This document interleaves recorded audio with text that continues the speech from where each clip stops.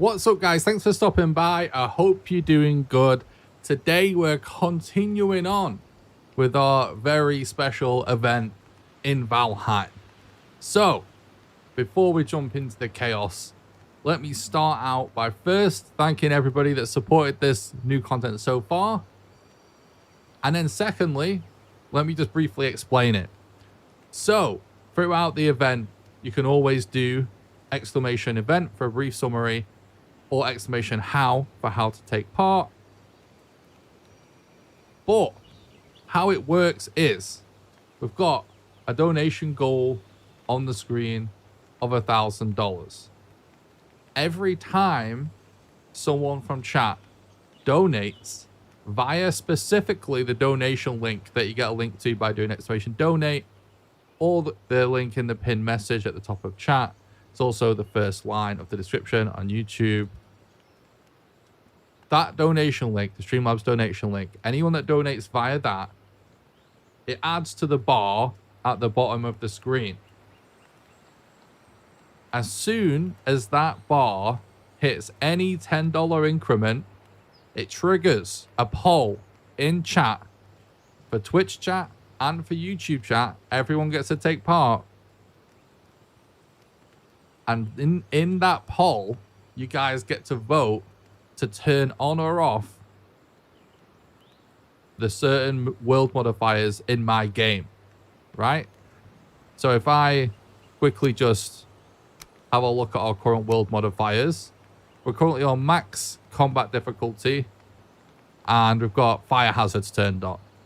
So right now, every $10 increment, you can vote to turn on or off my map, turn max difficulty on or off, nerf the drop rate by 50% or not, or that's actually currently on, so our drop rate's also nerfed. You can also disable portals or enable them. You can turn fire hazards on or off, and you can port max raids on or off, and you can enable the hardcore death penalty. And if it gets enabled, you'll be able to vote for disabling it. So every $10, it triggers a vote that everyone in Twitch chat gets to take part in. You do not have to donate in order to take part. I repeat, you do not have to donate in order to take part. And I also want to say, you do not have to donate $10 in order to take part. The way it works is every single donation gets added to the bar. As long as that bar is a multiple of 10, it triggers a vote. When the bar gets to 100 marks, it triggers a different vote. We'll explain that in just a moment. So let's say right now we're at 350, right? If someone donates $1 and then someone else donates $9, that still triggers a vote. It doesn't matter that people didn't donate $10. When the vote is triggered, everyone can vote regardless as if you donated or not. So everyone gets to take part. So even if you don't have any money to take part, you don't want to donate, that is absolutely fine. We're still all here to have fun. It's not about that. Everyone gets to vote. You can still campaign in chat to enable or disable whatever world modifier you're looking for. Every $100 on the bar, it triggers a different vote. Now you can see in the top left, it says active challenge. And it says no repairs. That means that currently I'm not allowed to repair anything. I can't repair any of my weapons or anything like that, right? Every $100, you get to change what the active challenge is. And right now, if we basically got another $50 to get to $400, for example, it would trigger a vote that would allow you to change the current challenge modifier from no repairs to invert A and D. No sleeping. Club only. Vegan character, so I can't eat meat and stuff. Invert my mouse. Or make me use a controller. Also, if you wanted me to continue the challenge of no repairs, you could just vote for no repairs again. So that's how it works. That's how it works. Hopefully that's nice and clear for everybody. So let's actually just quickly refresh our memories. We know our active challenge is no repairs.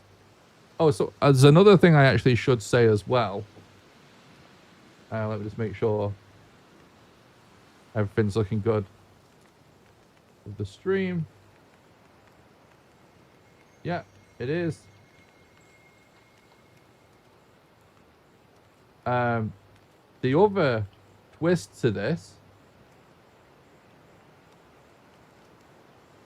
is that whilst all of this is going on, all right, nice. The notification went out on Discord. That's all I really wanted to know. Whilst all of this is going on, I am also trying to speedrun the game. Now, this is not necessarily like a hardcore speedrun for world record or anything, because obviously it can't be. It would be invalid anyway. But I'm trying to play through the game as fast as possible using all of the speedrun strats. But I just might take a little bit more time because some of these challenge modifiers and stuff obviously are going to complicate things. So we're basically sort of doing a speed run whilst chat is making my game harder and harder. Or sometimes easier and easier, depending on if they're going to be nice about it.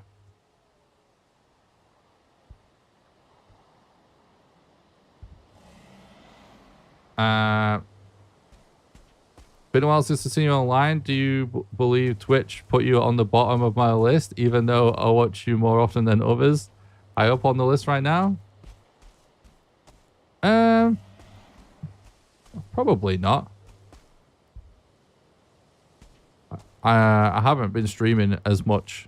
Well, I recently started streaming more again, but there was a while there where I didn't stream that much.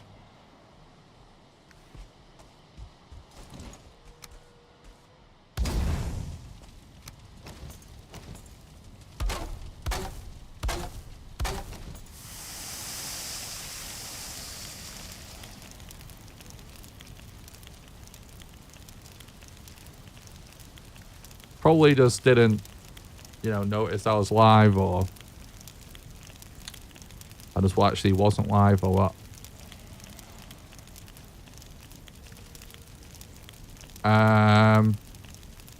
Yeah, so we were trying to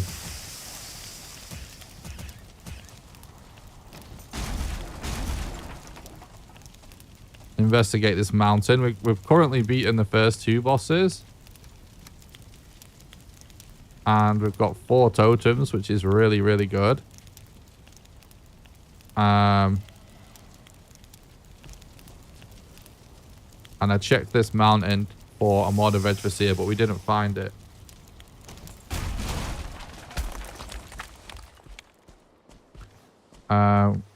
Considering we've got a decent amount of wood, I think actually I might try and do a sleep as well.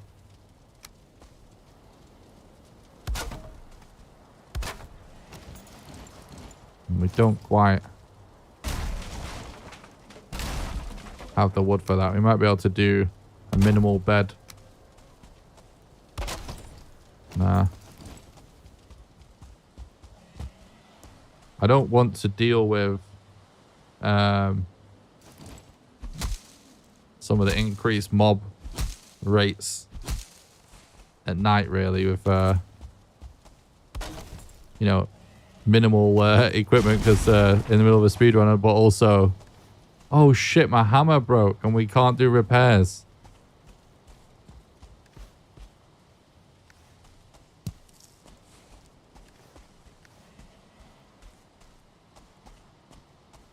I don't really want to attract unwanted attention right now.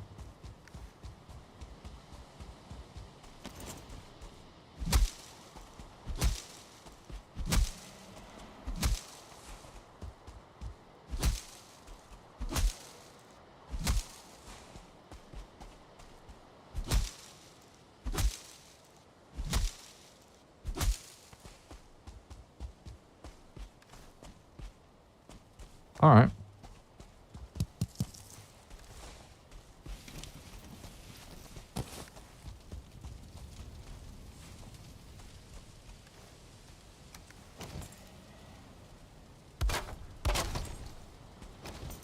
This is going to be a pain in the arse of this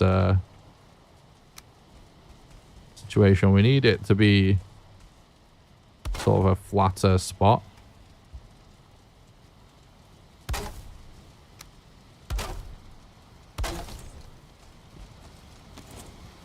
Yeah, super annoying.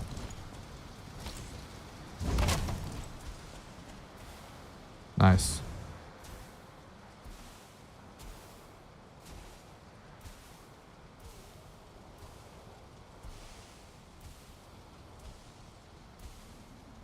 Ultimately, if you want to, Twitch is just a terrible way to keep track of what content creators are doing. The Twitch algorithm is so bad, it's essentially non-existent. And they generally just filter content by view count, and all the other algorithms are terrible. It's also not good at serving the notifications that even attempts to do. So if you care about the stream and you want to make sure you don't miss the stream, the best thing you can do is just join the Discord and pay attention to the announcements, because 99.9% of my announcements are just when I go live or when I post a video. So if you don't want to miss a live stream,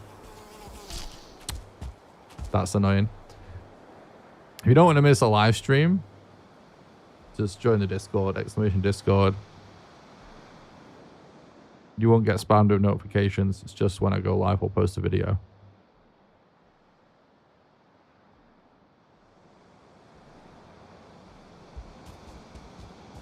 If you use YouTube, you could also subscribe to the YouTube channel and hit the notification bell, because I stream on YouTube as well, and YouTube is a little bit better than Twitch for all that stuff. If you watch the channel a lot, you will see it. No, that's why I got you baited. There's two Desquitos next to each other. I was watching this guy on the right to avoid getting hit, but there's one on the left. That's why we didn't see him before. Okay.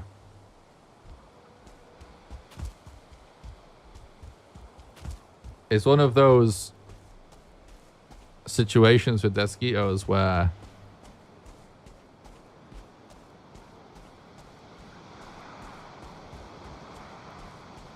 if you get one on the edge of another biome like this,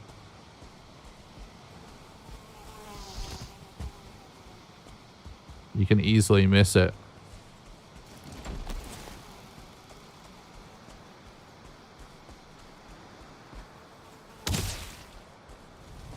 See, like, he's like wandering around on the edge of that biome. See, it's easy to not see him, not be paying enough attention there.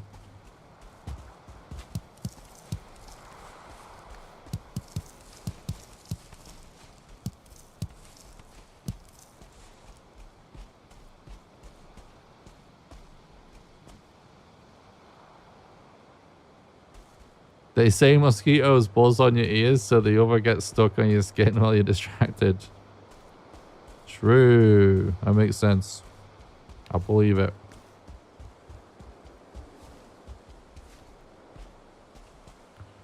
Doesn't look like we've checked that camp. Wait, I do see another mountain as well. That mountain looks kind of good. Oh, we got Yag's location as well, though. I forgot about that. That's major. Forgot how far along we really are in this run, actually. We're quite far. Oh. Need to be a lot more vigilant when I'm in the plains.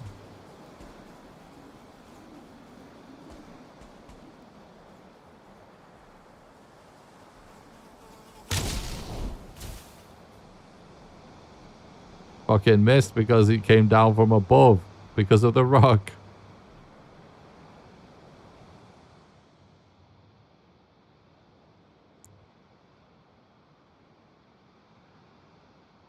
Last night, when I ended up having to end the stream,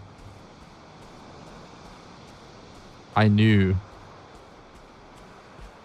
that starting in the, like, resuming a speedrun basically after being in the plains, so you just go jumping right into the plains on the next day. I knew it would be like this. That was admittedly a hilarious death. Well, you're right.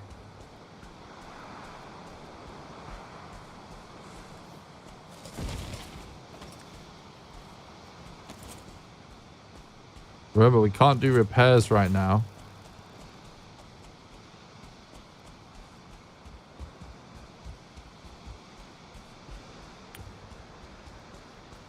Where even is this Desquito?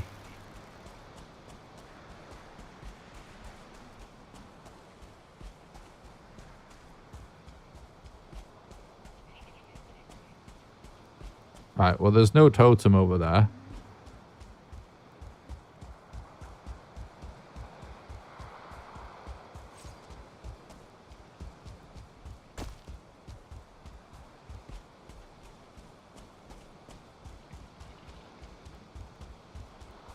That's the mountain, right, that I was looking at. We should go search that mountain.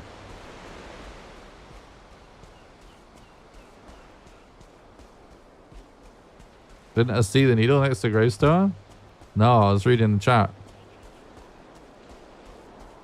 I guess he died to the fire from the fire hazards. The chat kind of helped us.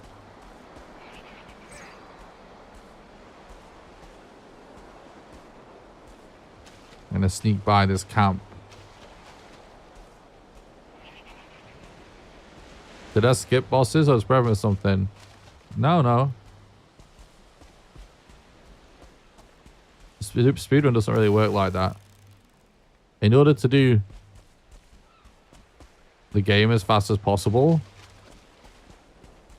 you just do bosses as you find them. So we've killed the first two bosses. Oh, it's pretty frustrating that we've got all this mist. But I think I can see the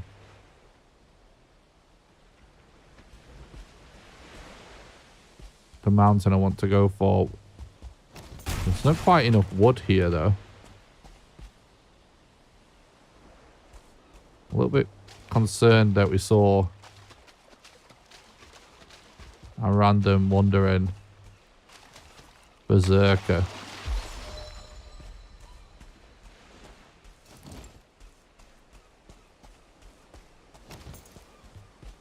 I want to just get enough wood to make a raft and sail to that mountain so we can check if it's got a modder rune on it.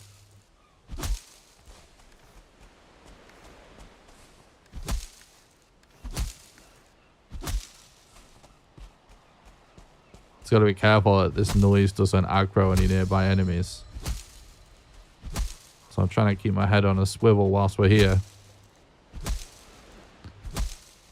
Obviously, in speedruns you're always undergeared. Oh, fuck. My axe broke. And we're not allowed to repair things.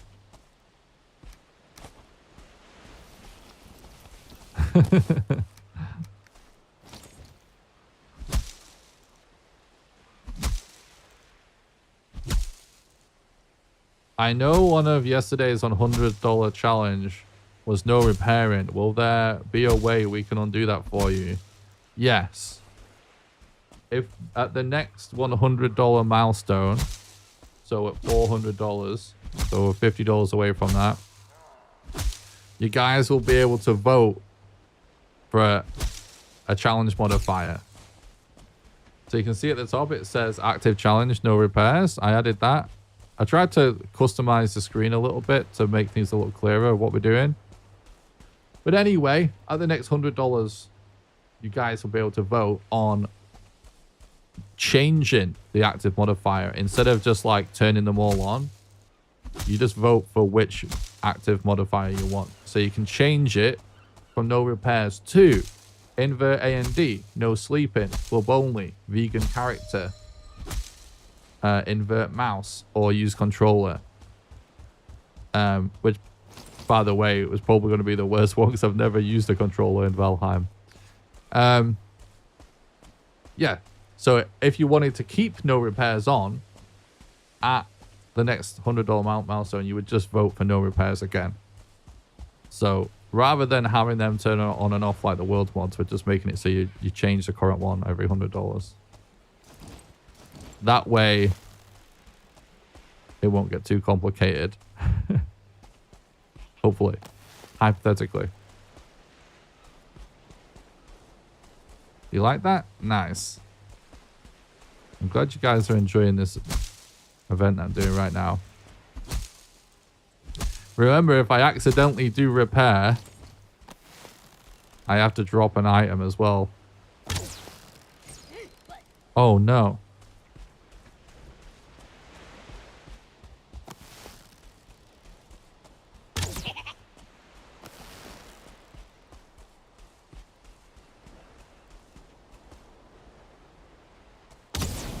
At some point pretty soon, we are going to want to potentially figure out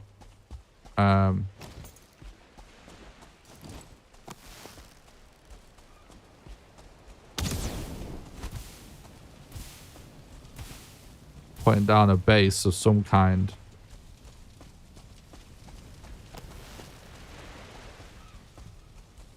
You tried to use a controller to 4K hours in Valheim, it felt so clumsy.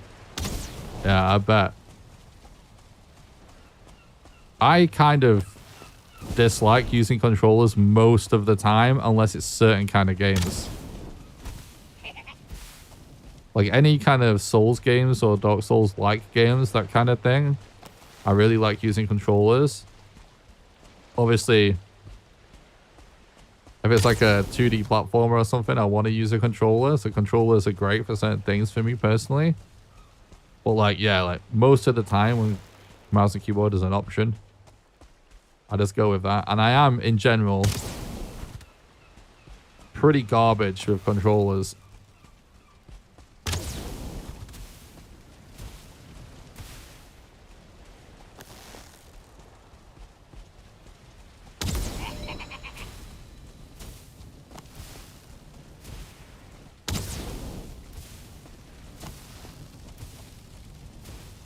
Thinking I might keep this oh, in fact, I don't even know what this guy is gonna drop because we've got nerfed resource rates right now.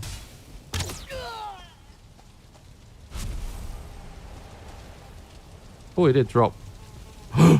No, I was in my inventory. Fuck.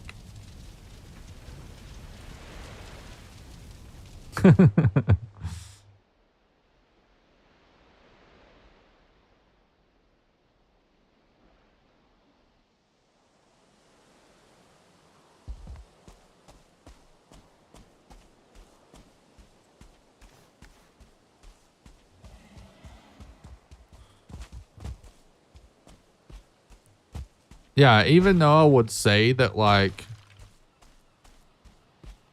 there's been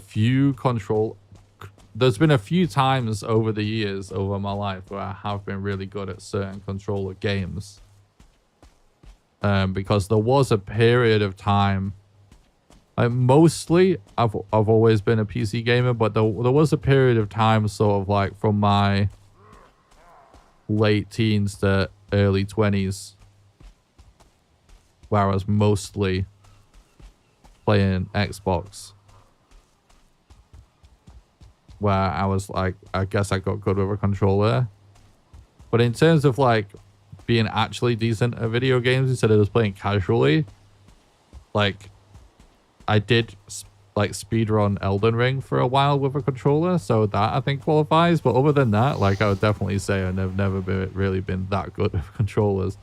I only really started to be decent at video games with mouse and keyboard over the last sort of, you know, decade.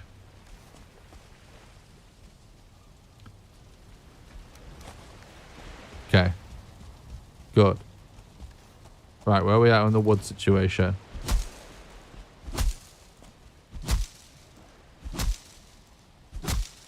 Few fighting games got me decent at the one game using controller. Yeah, I can imagine that. Definitely agree. Seems like using controller would be incredibly annoying for building. Yeah, I mean, I've always thought it would be a funny idea. I've just realized something, by the way. Because we've got nerfed drop rates, it's taken ages to get 30 wood to set sail. Because 50% resource rate is brutal when it comes to getting wood.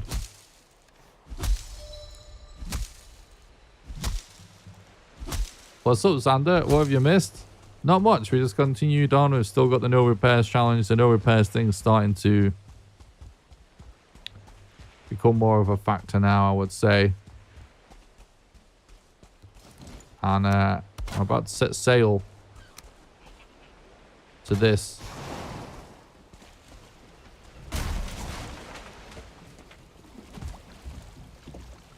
Mountain to see what we can find. Atomic Crafter, thanks so much for the $9.99 super chat, you legend. Thanks for supporting the content and keeping the dream alive. Haven't pitched in a while. Thanks for keeping the dream alive for all of us. Oh, that's very nice of you to say. Thank you so much.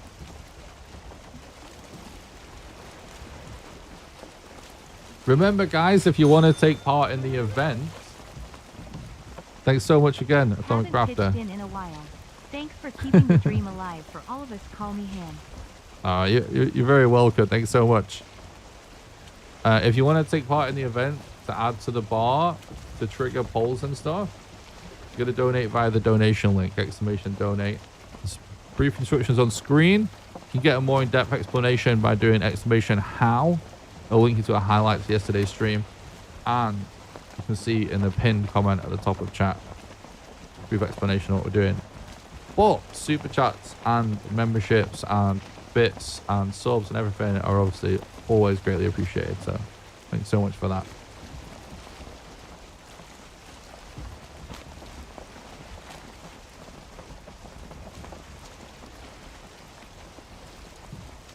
I guess I'll do a brief explanation again whilst we're sailing.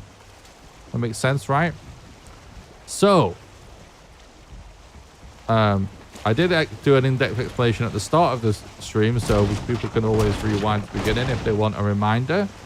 But right now, I'm doing something a little special, a little different, sort of like a special event. You can see that we've got a $1,000 donation goal on the bottom of the screen, right? So how this works is if you donate via the donation link in the pinned comment at the top of chat, or you can get a link to it by doing !donate. It's got to be the Streamlabs donation link.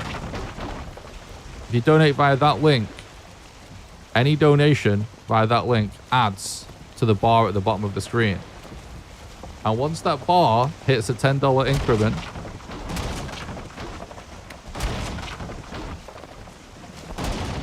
it triggers a vote in the chat. And anyone watching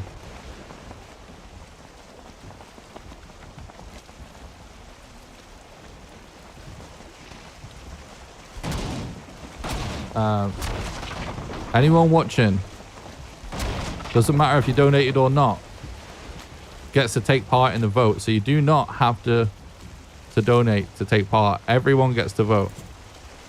So every $10 increment on the bar, all of chat gets to vote in a poll, both on Twitch and on YouTube.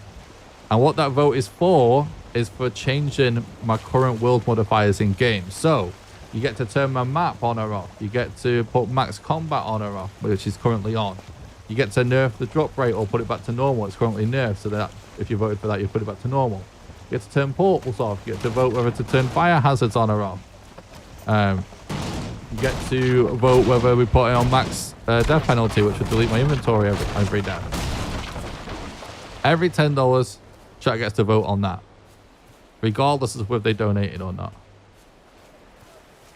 Every $100 on the bar, chat gets to vote for the current active challenge. So you can see now at the top left, you can see our active challenge is no repairs. That means right now, I am not allowed to repair anything. If I do, I have to drop an item. If at the next $100 threshold, so at $400, you guys would then trigger another vote. And in that vote, you could change the current challenge from no repairs to invert my A and D keys, no sleeping, club only, vegan character, invert mouse, use controller. Or if you wanted to keep the no repairs challenge on, you could just vote for no repairs again. So that's how it works. And I just to clarify, in case there is any confusion, you do not have to donate either $10 or $100 or whatever. It doesn't matter how much you donate. Every individual donation gets added to the bar at the bottom. And it's just that every $10 and $100 increment, it triggers the vote for all of chat, regardless of if they donated or not. So everyone gets to take part. Started a fresh playthrough recently of increased drop rate, no build costs, and portal everything. It's super fun so far to be more creative. That's cool. Yeah, I bet like a lot of builders and stuff like that. It'd be kind of nice to do that.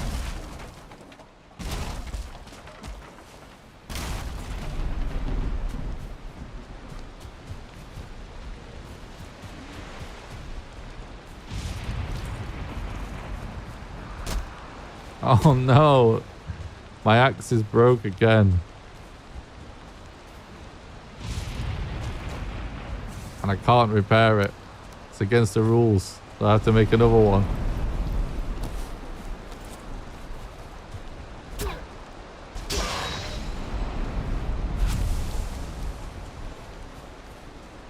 Okay. Oh, some more boar. That would actually be good for us right now.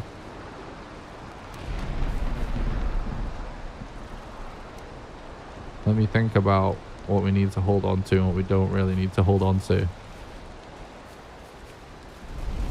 We technically don't need all of these.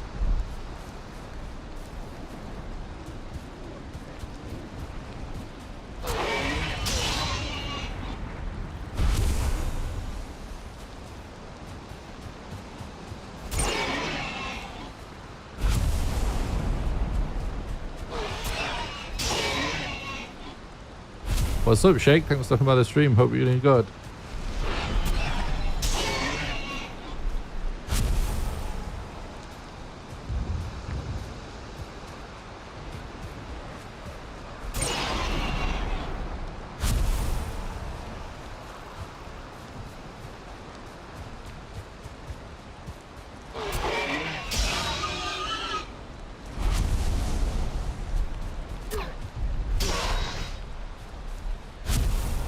All right.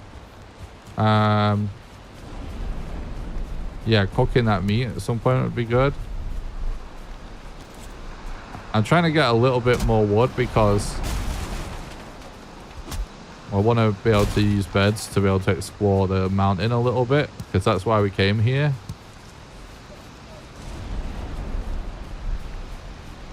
Been better, hopefully over from the hospital tomorrow. Oh, I'm sorry to hear that. Hopefully you feel better soon, bud.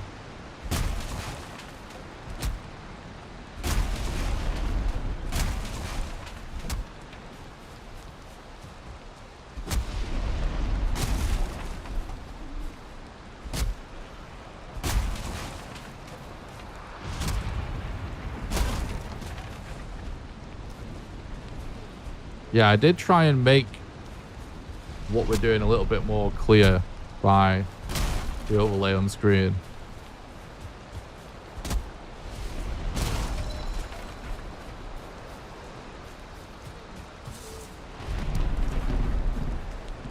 Okay.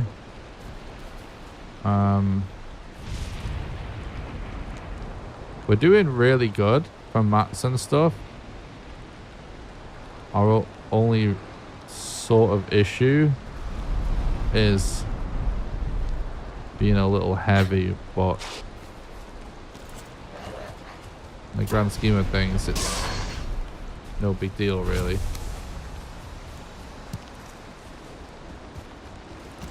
Okay, let's circle around this mountain. No way. We found Hilda.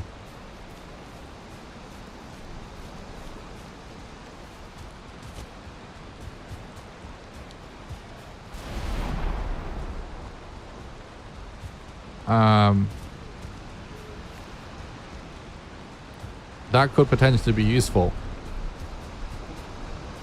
because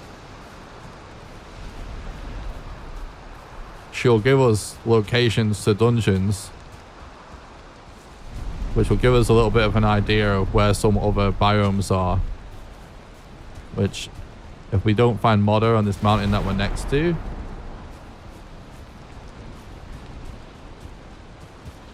could be really useful.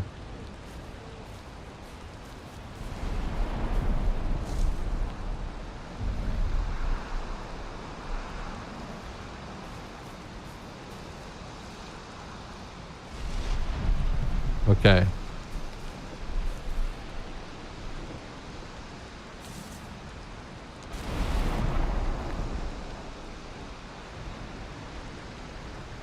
You see, Howling Cavern is the mountain one, isn't it? Isn't it?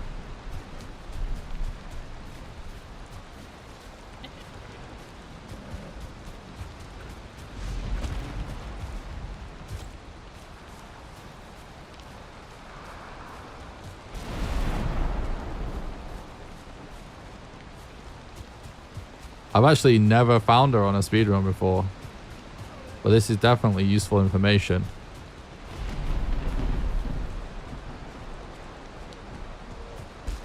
We already have Yag, so the steel towers don't really matter to us.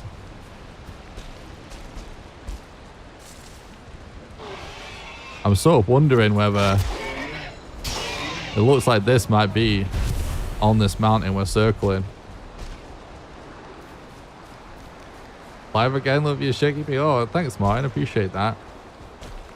Like having this mountain? Yeah, nice.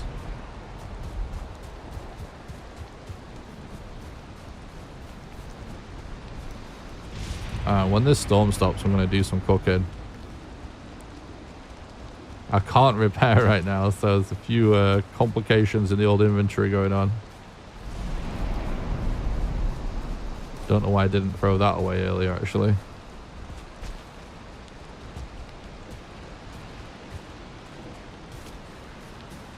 So, oh, you know what's actually kind of interesting?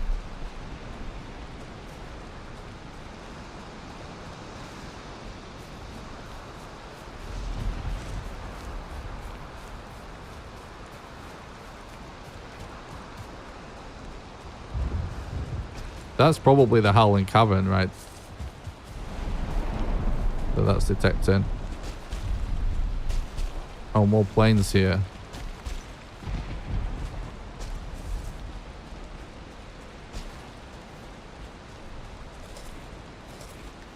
I think I'm going to... no, fuck it.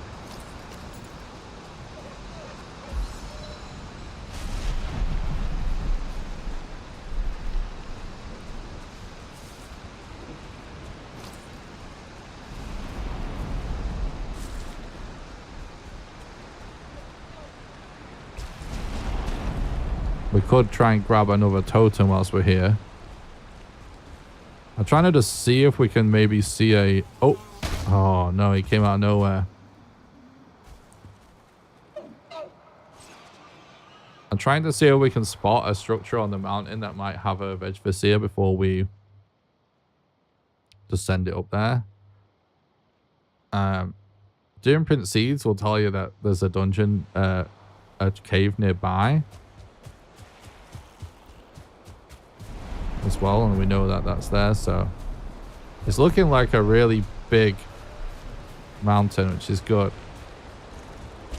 Wait, I thought the weather just stopped.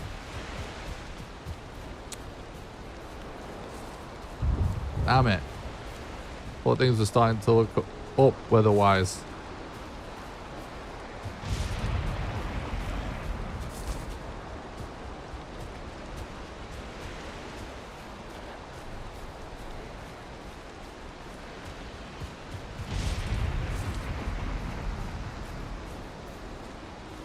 Oh, there's actually a fueling camp there.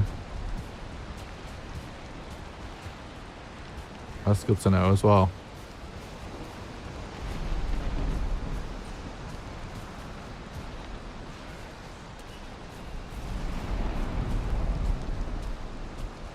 Areas where biomes overlap are always pretty dangerous in speedruns and stuff.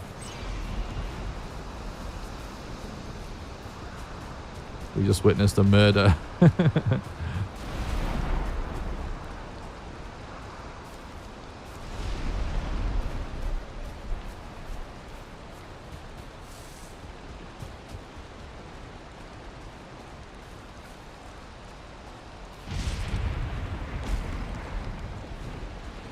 Oh my god, why are they everywhere?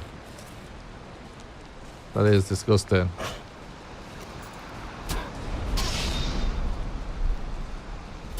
Wow. Level 2 spear. Wasn't enough to 2-hit. Grayling. Poggy! Martin, that is so generous. Thank you so much for the $100 donation. That is freaking crazy. Thank you so much, dude. Very generous. Thanks for supporting the content and keeping the dream alive. You guys know what that means? It means because we passed the $100 threshold on the bar, you get to vote on the next challenge modifier. So, starting now in the chat.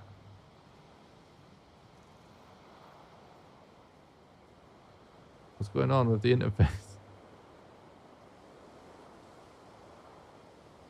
Is it working? Okay, it's working. You can now do... Wait, it's not working. Why has it stopped working?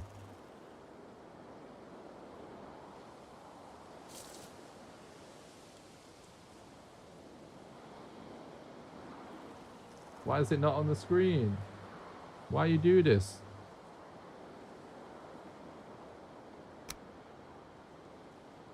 Alright, it's working, it's working. It's just not on the screen. I'll fix that afterwards. You can do exclamation vote space invert if you want me to invert my A and D keys. Exclamation vote space sleep if you want to make it so my character can't sleep. Exclamation vote space club if you want me to only be able to use a club.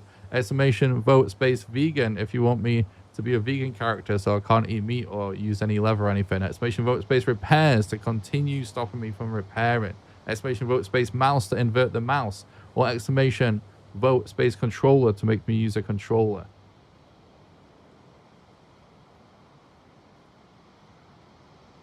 You guys have 1 minute left. That's the next challenge modifier. So this changes the thing at the top left of the screen, and it will change us from no repairs to whatever you guys want until the next $100 threshold. So exclamation vote space invert to invert A and D. Exclamation vote space sleep to ban sleeping. Exclamation vote space club to make me only use a club. Exclamation vote space vegan to make my character have to be vegan. Exclamation vote space mouse to invert my mouse. Exclamation vote space controller to make me use a controller.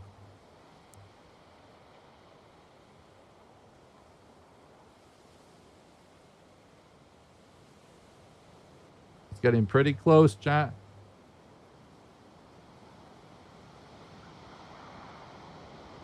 Right, it's close. What won?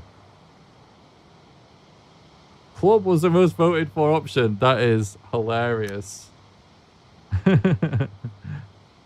Right, we will be able to repair now, though. but I just have to only use clubs as our weapon.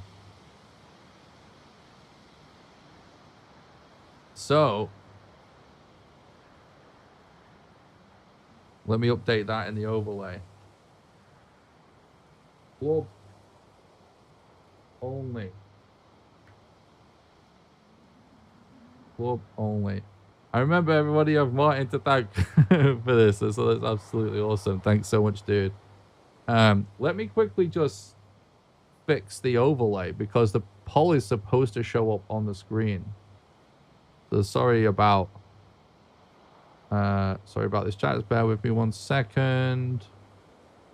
I think it might be because Streamlabs randomly logged me out. What a tough time to go into planes using club. It's gonna be hilarious.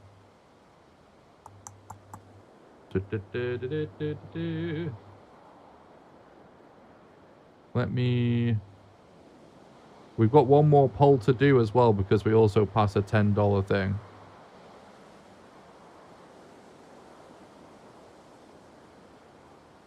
Okay, copy this. Paste it here. That's not right.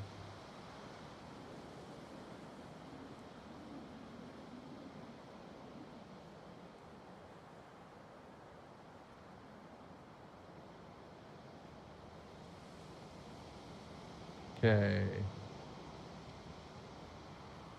All right.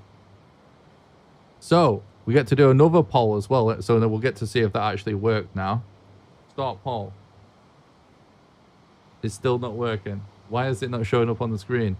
All right, guys. Exclamation vote space map. If you want to disable my map, exclamation vote space combat. If you want to put my combat back to normal because it's currently on max. Exclamation vote space drop. If you want to put the drop rates back to normal because they're currently nerfed. Exclamation vote space portals. If you want to disable portals. Exclamation vote space fire. If you want to turn fire hazards off. Exclamation vote space raids. If you want the raid rate putting back to double. And exclamation vote space penalty to do maximum death penalty so that our inventory gets deleted when we die. So one more time. Exclamation vote space map to maybe do no map. Exclamation vote space combat to put combat back to normal. Exclamation vote space drop to put drop rates back to normal. Exclamation vote space portals to disable portals. Exclamation vote space fire to disable fire hazards. Exclamation vote space raids to double the raid rate. Exclamation vote space penalty to put maximum death penalty.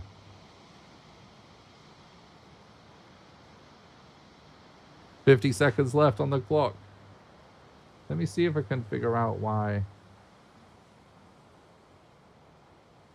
this is no longer working. Oh, it started working. There we go. You see it on the screen. Perfect.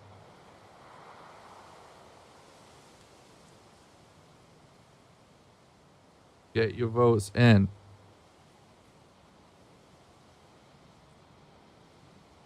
Okay.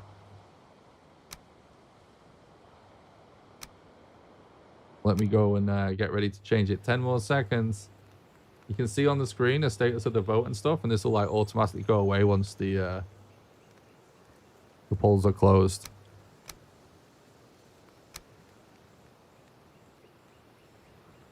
So, pretty interesting that you guys keep going backwards and forwards between being really useful and really evil, because fixing the drop rates was the most popular vote by quite a bit. So thank you for that.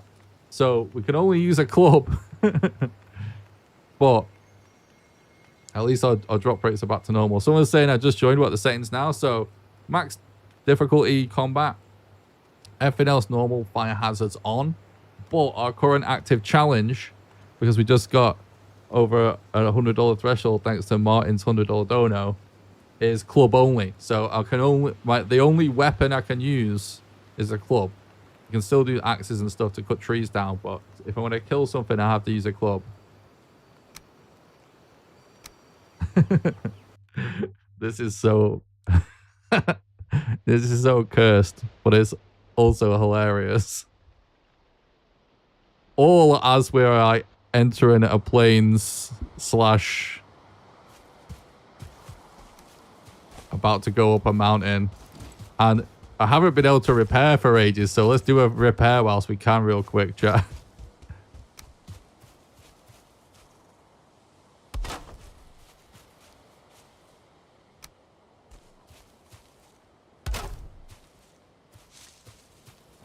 Cool, Bolly, that'll be fun. True. Oh, it feels so good. Oh, do these really need repair space in level 2? I didn't realize that. You know what?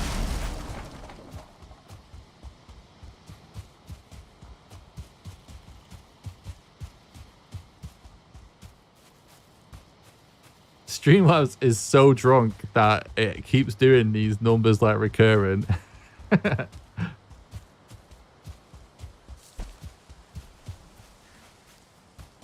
But thank you again, Martin Akimov, for the legendary $100 dono. Getting things kicked off today with the chaos of chat.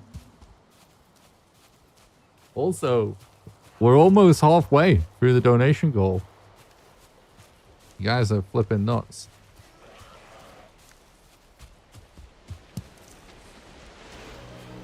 Does this count for anything? Definitely. Thank you so much, Shake, for the continued YouTube membership for 2 months. Thanks, bud.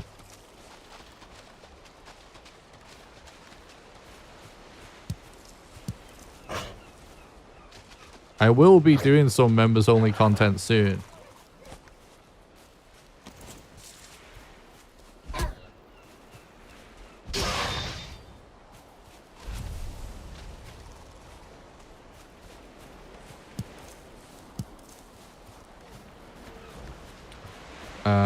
I only need a couple more.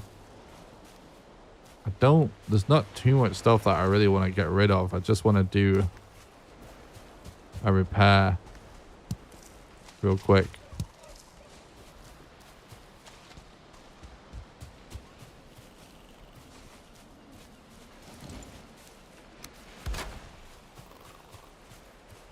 All right, but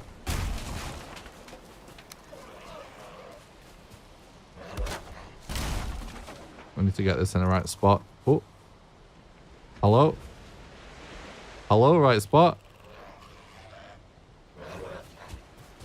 Why is all the terrain here so scuffed?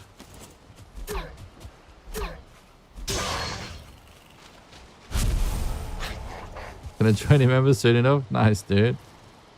Yeah, if there's anyone that doesn't know, I just like randomly either do members only streams where I'll play like different games or practice speedrunning or something, or just like post random videos where I share just random behind the scenes stuff of other things going on in my life as a content creator.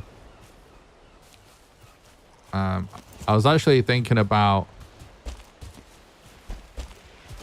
this area is just not it, is it? It's a bit messy. I was thinking about showing you guys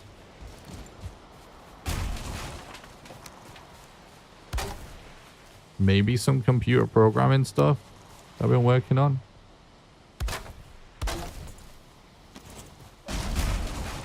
So I show like some other stuff sometimes to do with like hobbies and that.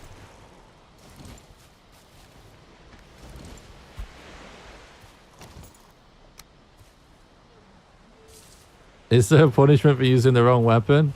Oh shit! I used the wrong weapon.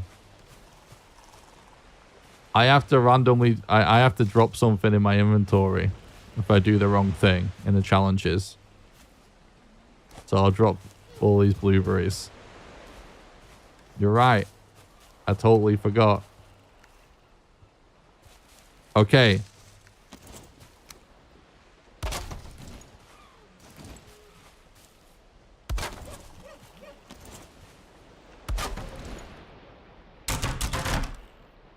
There we go.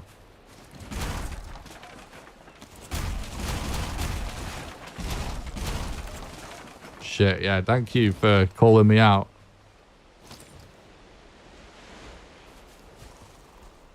Guess the spear is a club too. And the spear.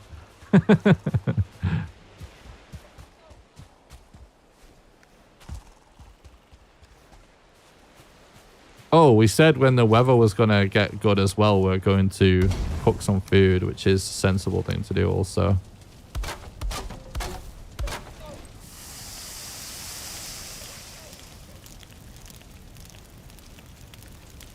Alright, then we're definitely Gucci to continue exploring here. We can check this plains for another totem. We just need one more and then we can go do your cloth. And we want to check this mountain for a modder rune. Or maybe even modder's location if we get super lucky.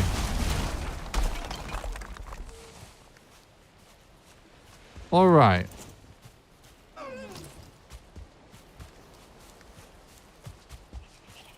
I almost... Oh shit, I just realized club only is going to make dealing with Desquitos a nightmare. I'm just going to run around with the club on so I don't forget we're doing club only. Because I keep almost throwing a spear or almost firing an arrow.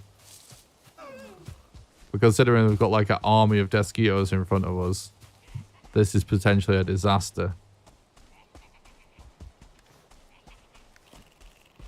Although we could technically use a campfire against them and not be using a wrong weapon. Oh shit.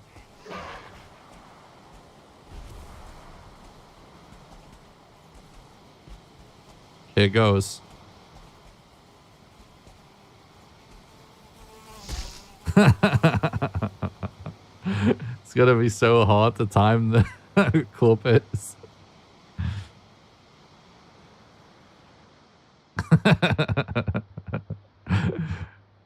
I've literally never had to figure out the timing of hitting a Desquito with a club. It is new territory for me.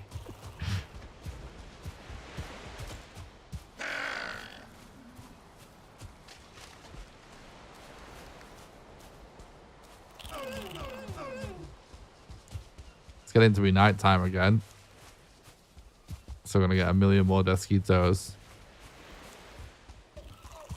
We might have to use a fire instead.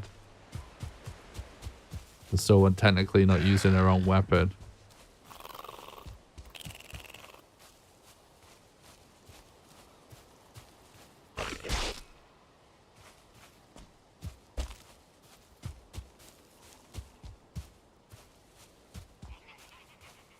Wait, I just thought of an idea for a video. Let me write it down.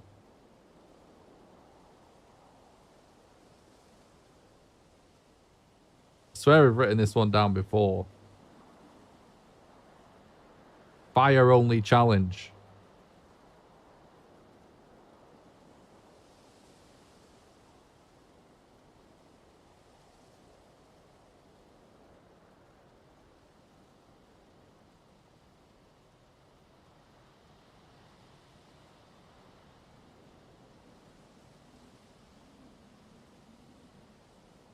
All right. Yeah, Desquitos do burn. Oh, God. We're going to die to a neck. I'm still got a tree. I'm actually going to die to a neck.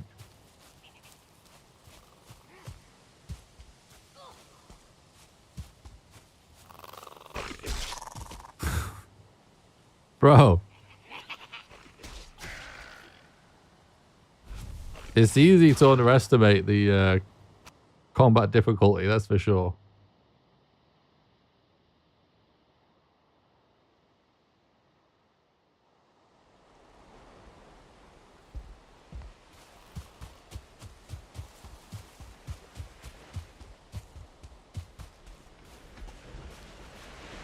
And the goblin laughs, true. I don't know if there's enough room for me to sneak past on this side or not. Nah. Gotta go the other way.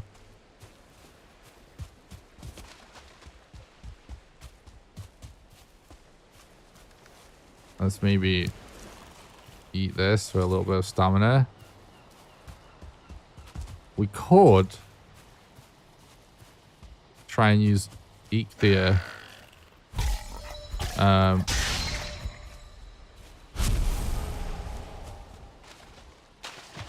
Just to give us a little bit more stamina, but my problem with that is then we won't be able to use it again for ages, and it will be much more useful if we save it for the mountain.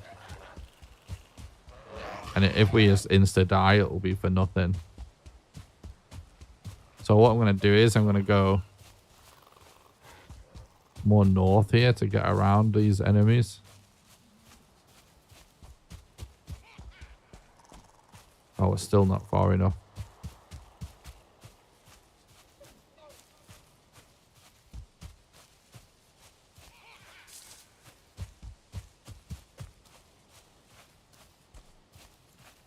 Oh, God. I didn't see him. Fuelings are almost invisible at nighttime. Because they're so close to the color of the ground anyway. Oh, we're so fucked here. It's unbelievable. Aren't we still on max combat difficulty as well, so...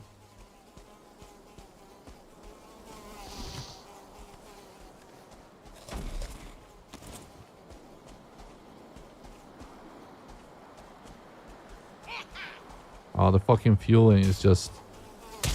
Oh, we hit it. We hit it. It's 1 HP. Alright, we're making progress.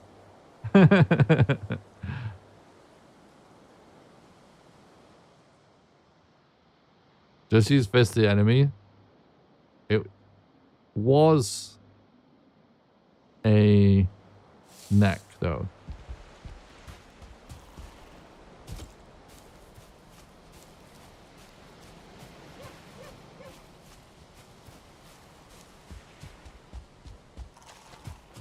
I think a shield should be allowed. Not like it does damage. I don't know what shield that we're gonna have access to would be good enough. We need more HP, I guess.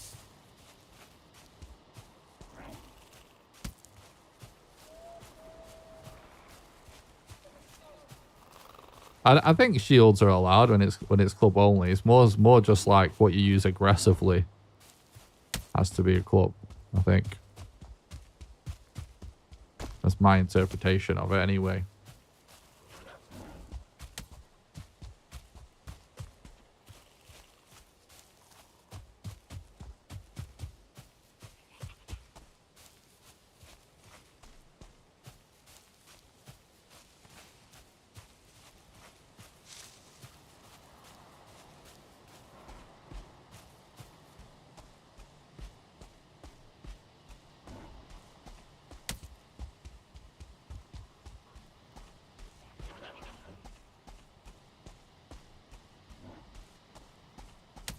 Shield and armor you're allowed to have, yeah. That makes sense. Trying to conserve my energy here.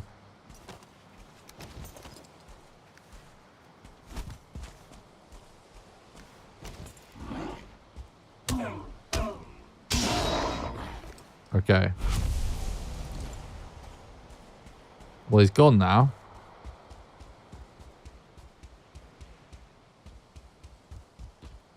We're back in the game.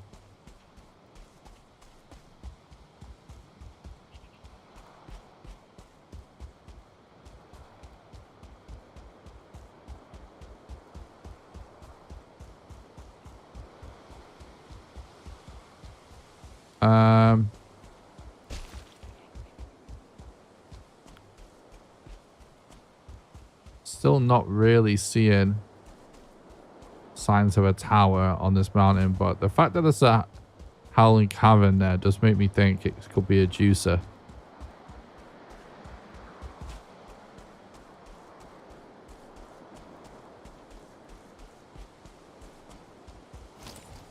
I'm gonna get rested real quick.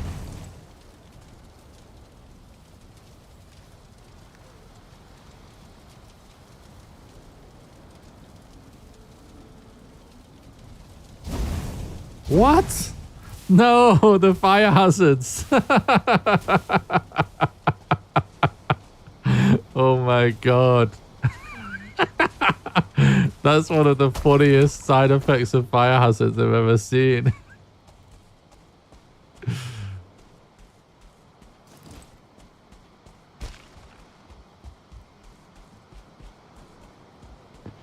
Oh, I just used fists.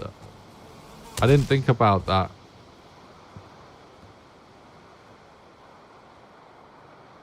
I guess that counts as me. I don't know if using fists counts as cheating. I guess maybe it does. It's sort of a grey area. I mean, it's not a weapon. So I didn't use a weapon. But maybe we should drop something as punishment. And that's a complicated one.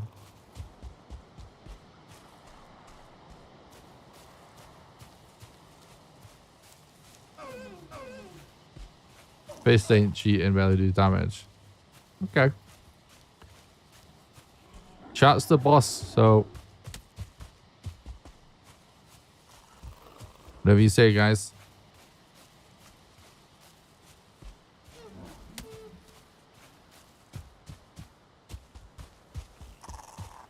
All of these challenges are at your behest, so whatever you think.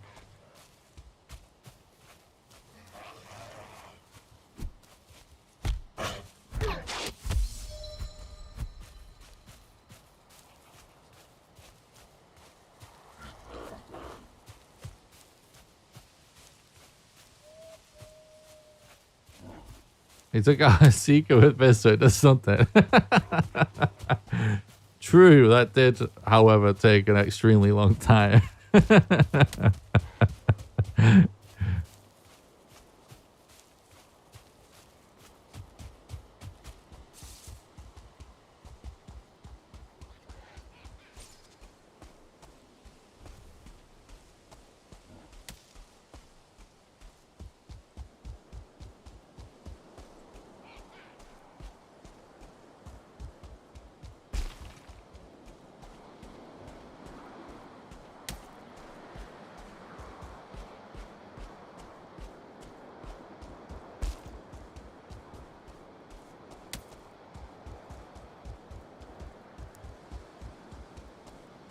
What's up, Terry? Thanks for coming by. I hope you're doing good, dude.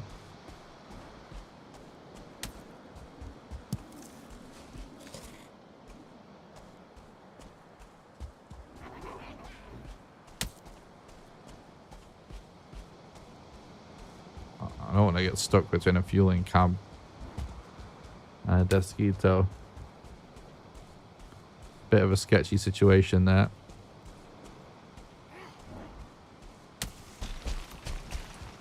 Braid walls are attracting fuelings.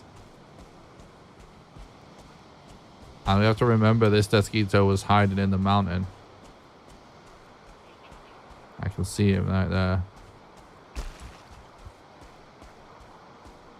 It is a nice full moon.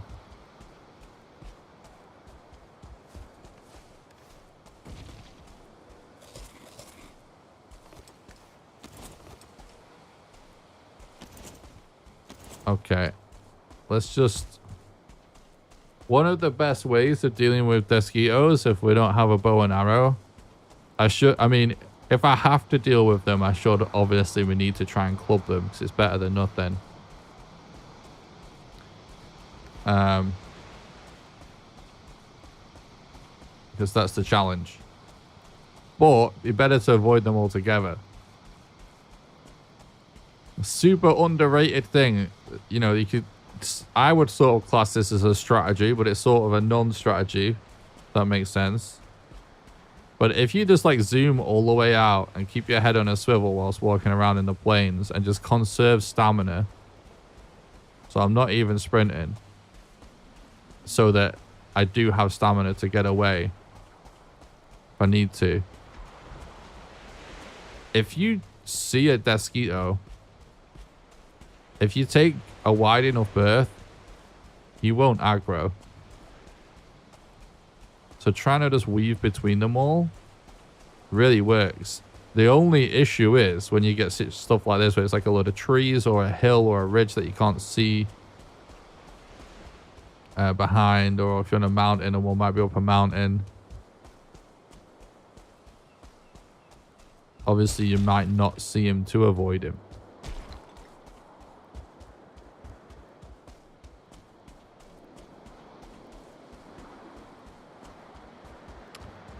I was gonna say as well before, I've not checked this theory, right?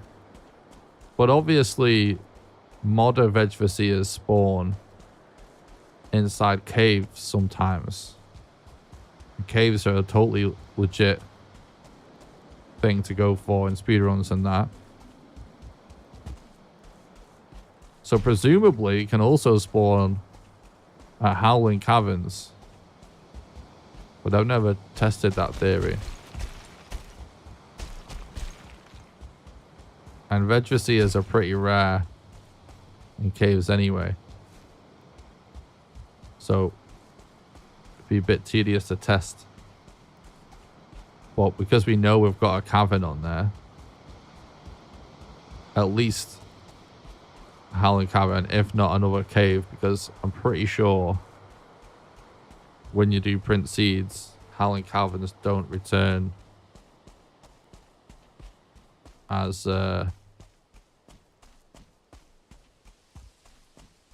caves.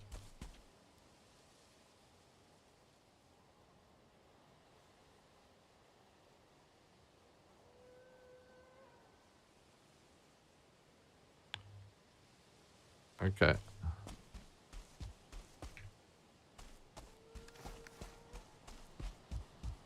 I feel like that it has to be more than 100 meters away.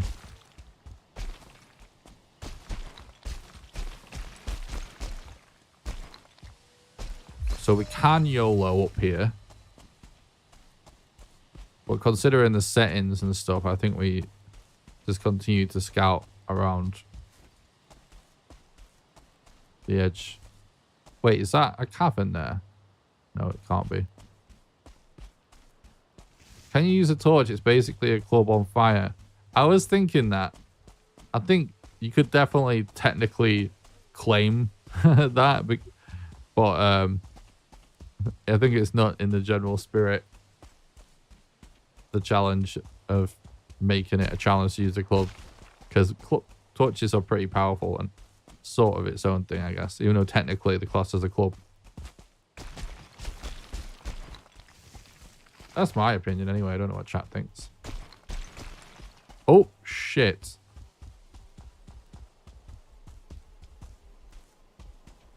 Oh my god. They're spawning everywhere. We're basically toast. We aggroed two at once. I think they must have just spawned on top of us.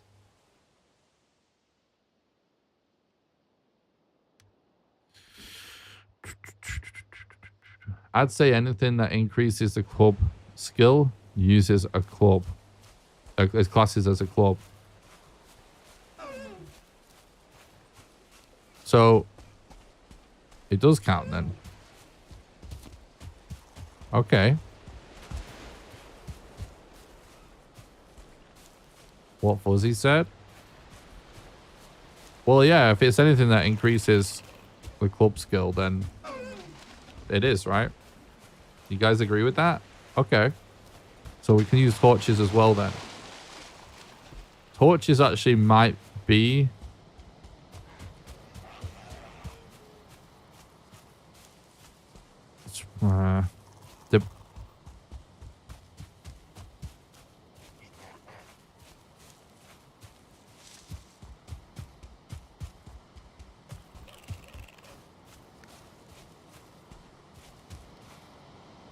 Let me...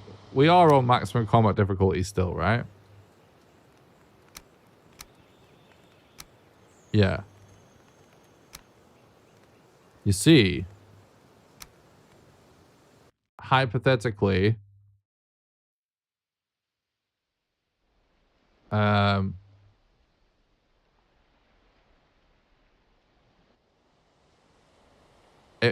just managing to hit a Desquito once on normal combat difficulty with a level 3 club should be a one-shot kill. I'm pretty sure on normal difficulty, one-shotting something with a torch, one-shotting a Desquito with a torch, it leaves it 1 HP. That's only if you hit it once. So right now, because we're on max combat difficulty, it's not going to make that much of a difference. But because our club's level 3, in this situation, it's going to be better to still stick with a club anyway. Unless the torch will set the ground on fire or something.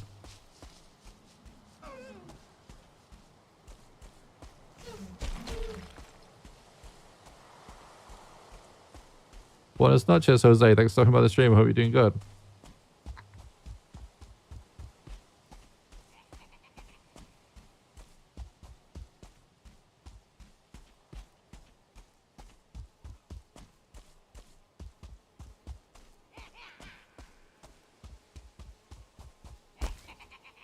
Not again.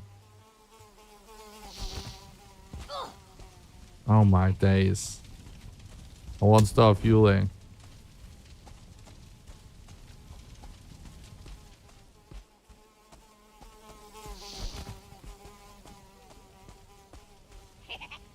Wait, I hear a wolf.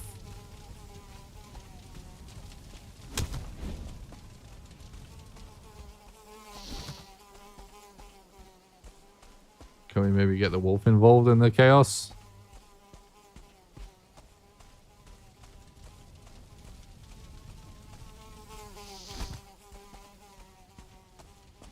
Oh my god. There's just Desquitos everywhere.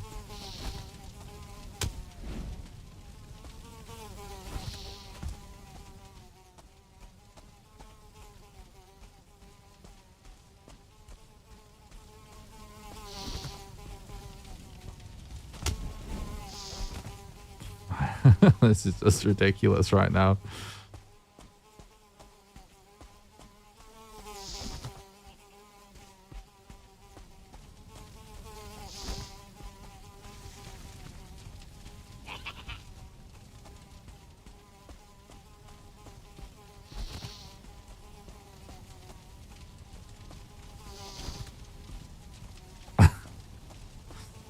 Trying to get back to my stuff, bro.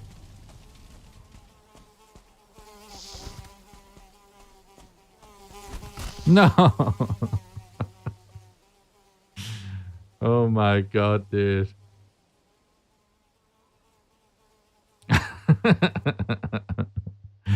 We almost made it.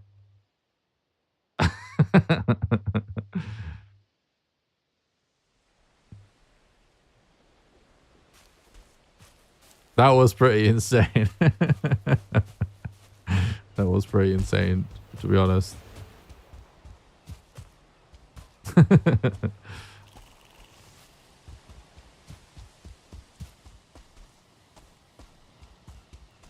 We may have to do a repeat of the situation.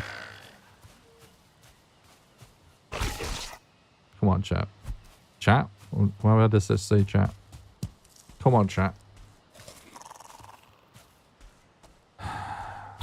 Come on, game. That's what I meant to say, I think.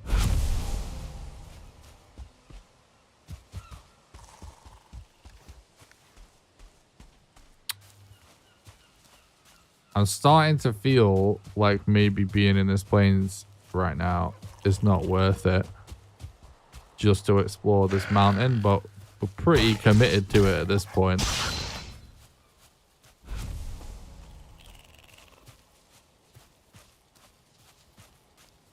Call the next chat and punch it in the face.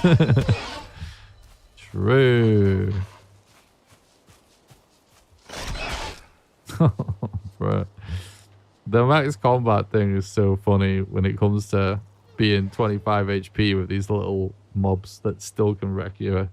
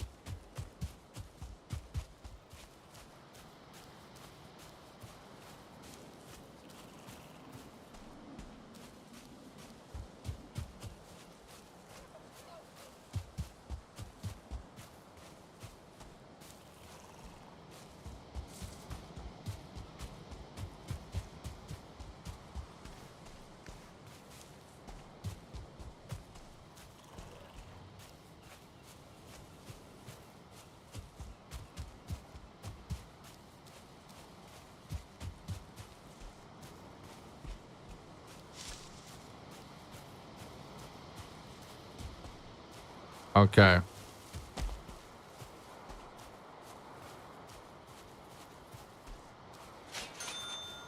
Ooh, Poggy. Dodge Nice skills Satra. like no other. I appreciate that. Thanks so much for the $10 dono. You know what that means? It's time for another poll to change the world modifiers chat. So exclamation vote space map if you want to turn my map off. Exclamation vote space combat if you want to put the combat back to normal. Exclamation vote space drop if you want to put the drop rates back to normal. Wait, no. If you want to nerf the drop rates because they're currently back to normal. Exclamation vote space portals if you want to disable portals. Exclamation vote space fire if you want to disable fire hazards. Exclamation vote space raids if you want to nerf, increase the raid rate to double. Exclamation vote space penalty if you want maximum death penalty. You've got 1 minute, 26 seconds to vote. Anyone can vote regardless of platform, regardless if you donated. So one more time, exclamation vote space map to disable my map. Exclamation vote space combat to put the combat back to normal. Exclamation vote space drop to nerf the drop rates by 50%. Exclamation vote space portals to disable portals. Exclamation vote space fire to disable fire hazards. Exclamation vote space raids to double the raid rate. And exclamation vote space penalty to put maximum death penalty.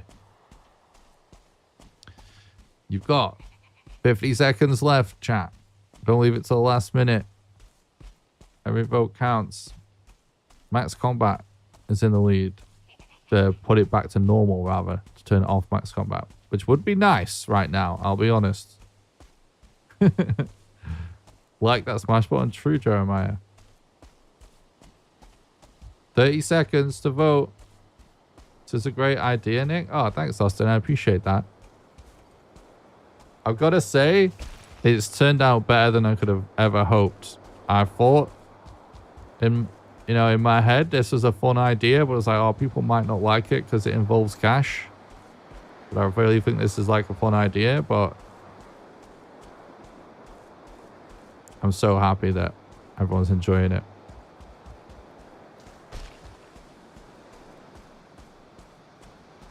All right, the votes are in. Which one won? Combat. Nice. Wholesome chat. Helpful chat. Is winning today. They're not letting their intrusive thoughts in. They're wanting to help out by putting the combat. This is as close to normal as we've had before, but the funny thing is, no matter what, we could only use a club anyway, so it's still hilarious. But thank you, chat. Will you punch us in the face? True. You guys know you'll like it.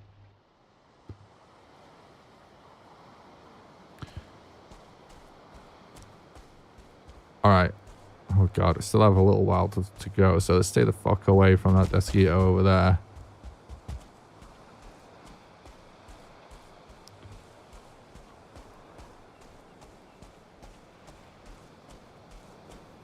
Oh, God, no. He was hiding in a bush. Did you see that? He was like crouched in a bush. Like it's in the final circle of a battle royale game or something.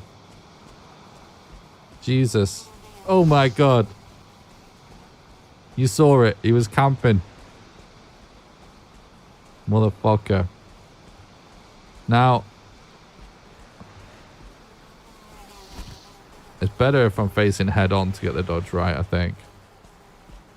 There's several ways we can, like, hypothetically get out of this. One is by trying to get some hits in, which is basically the hardest thing to do.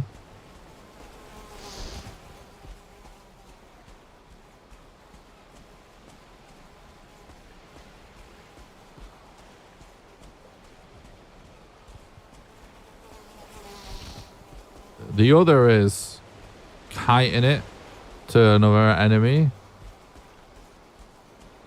And the other is getting in a situation where if we can get enough distance away or like behind cover, we could potentially do this until we're in a spot where if we relog, he won't be aggroed. But in order to do that, I'm going to want a little bit more stamina and stuff.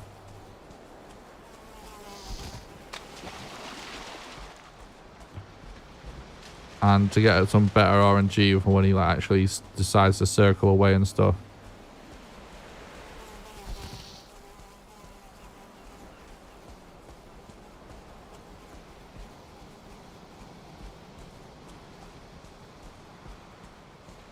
Oh my god, I think I see a big swamp over there.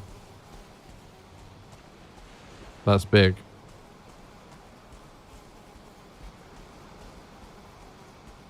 Can't get too distracted. Amongst these trees might...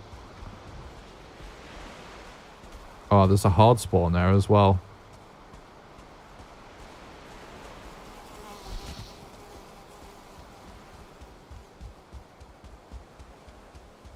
I might be able to... Nah, it's not quite going the right way, is he? Go, go, go, go, go. Go behind this.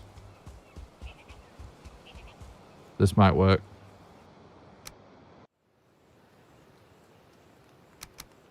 The only thing missing is a great big locks on your tail. True. The roll king.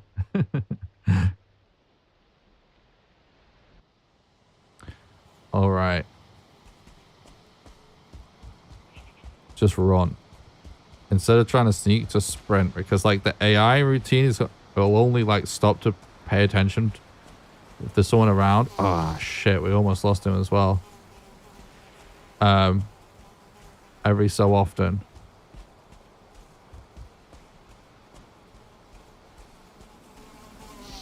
So I don't, this might even be a different Desquito, to be honest.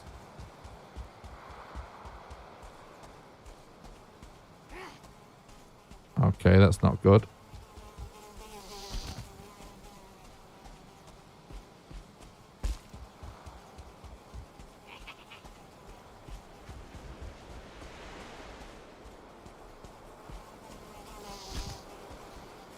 Getting close to my body.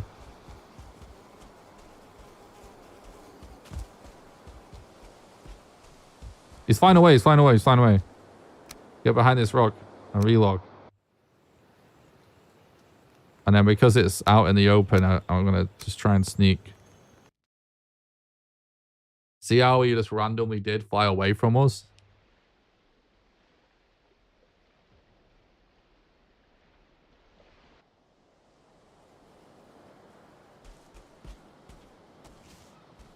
Now, yeah, see? You see that RNG there? He randomly flew away from us again. So you have to get, in order to for the relog thing to work to lose Desquitos, you kind of have to get lucky in the moment twice in a row. Because the direction that he randomly move in when he's not attacking you is obviously random. It's just random movement, right? So you want to wait until he randomly moves away from you. There's fucking another one right there, bro. There's no breaks.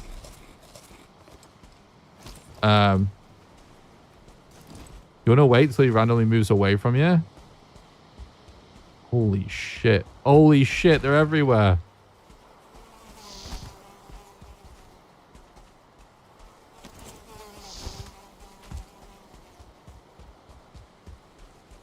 And then when you relog, you just have to hope that he randomly moves away from you again.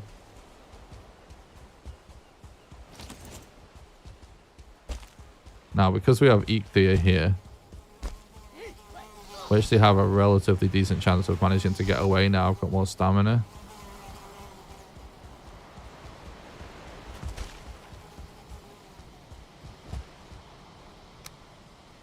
It's probably not worth looking out to lose our Ichthia just yet.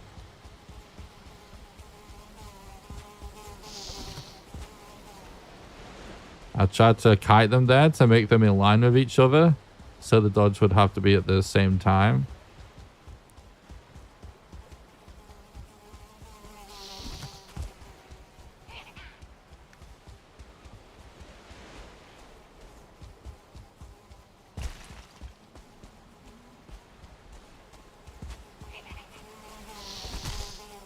Okay. We can tank one hit. Oh, we're normal. We're normal HP. I forgot. Oh, sorry, we're normal combat. Right, let's keep running whilst we've got Eikthyr active. I forgot you guys made the combat normal. I'll be able to kill one with a hit with a club. Remember our club's level 3, so it's actually better than our torch in this situation right now. It will one-shot a Desquito.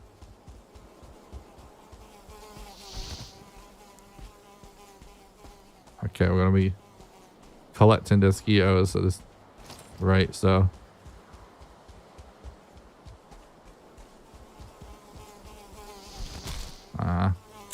the two separated. Maybe we're at the point where it's worth going the other way around the mountain to get back to our body now, because we've gone mostly around it.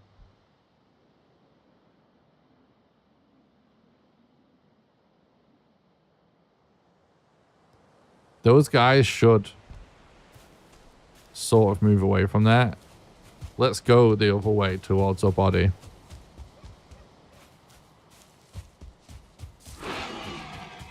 I forgot, because we've got armor and health and the level 3 club, it's like we can take one hit as long as we're well fed. And we will be able to one hit a Desquito right now with our level 3 club. So we can go for hits. That's big.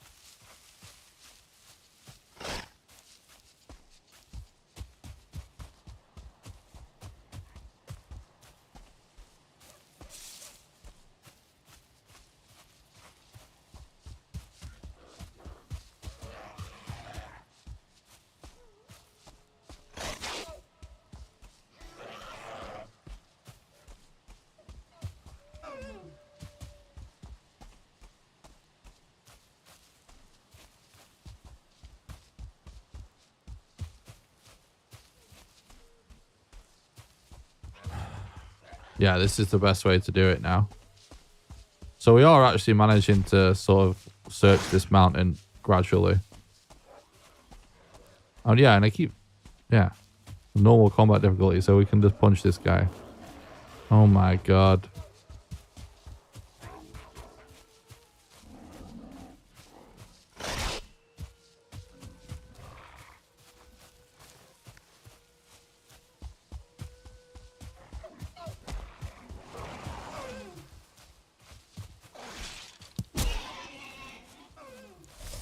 All right. Let me get back to the mountain.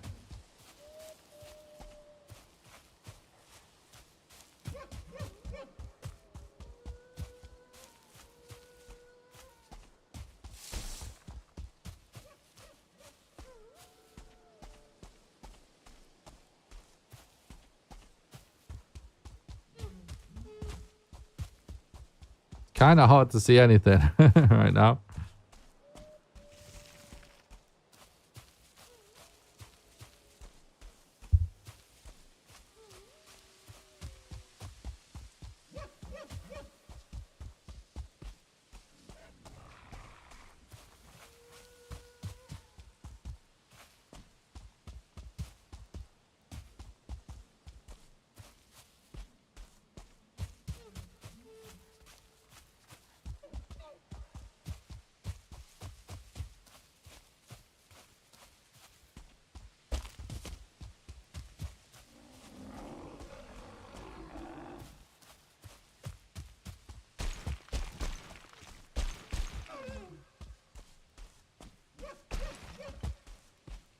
The fog is so intense right now. It's like, that just looks like a abyss into nothingness to my right.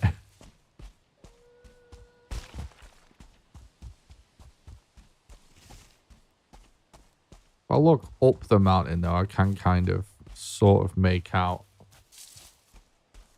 silhouettes of stuff to the point where I probably would be able to see a tower or something if it was there. So that's the main thing we're concerned with. Look, we're super close. Getting our stuff as well. So the main mission right now is just to like see if we can spot a structure on this mountain. So we'd have something to aim for.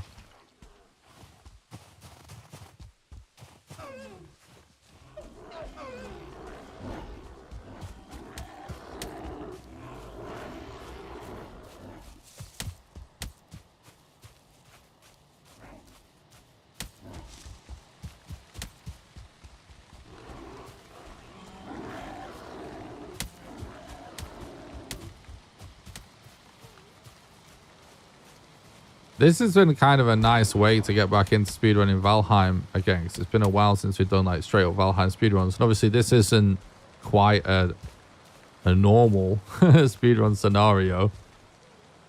It's more of a, I don't know what you would call this. Definitely a challenge run though. But it is making me excited to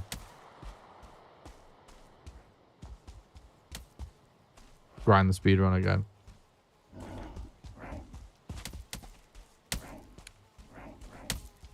I still curse how many Desquitos can spawn on top of each other.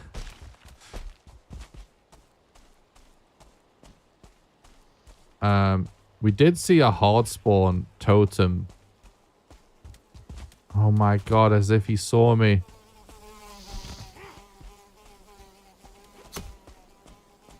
What do I mean by a tower in the mountains? Towers?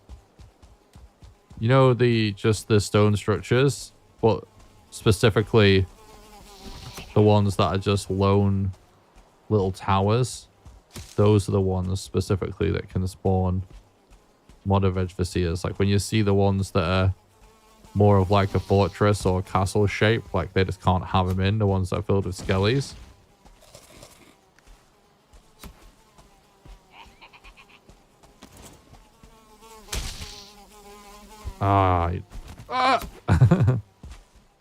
Motherfucker.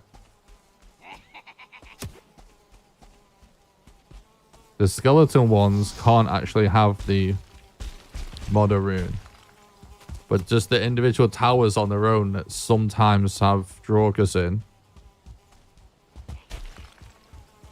They're either Draugrs or just empty. Those ones can.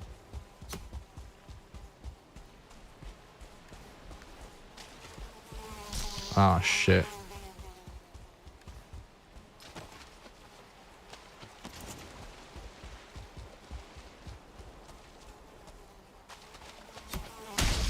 Alright, we got him.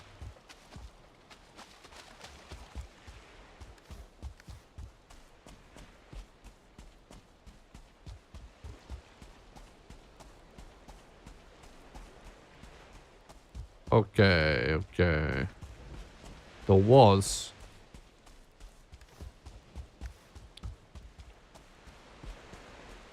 a totem hard spot. Basically, in case anyone doesn't know, in the plains there's certain fueling towers, but only one of them can actually have totems in. Wait, was it further back the other way?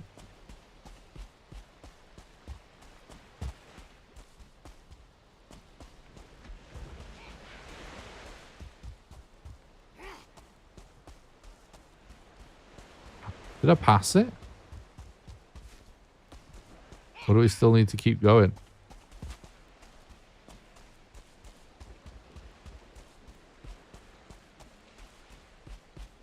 I don't think I passed it.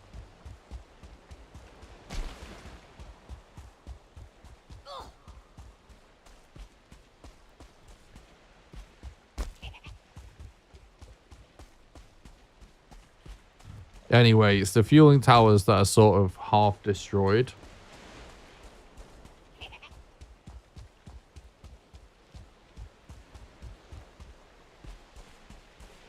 that are guaranteed to have a totem inside.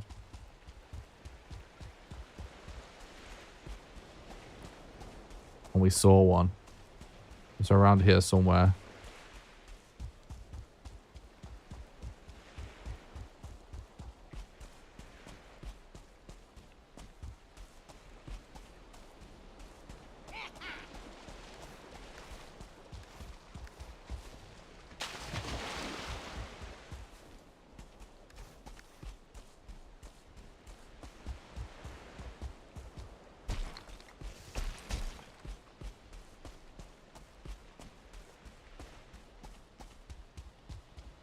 It's around here somewhere.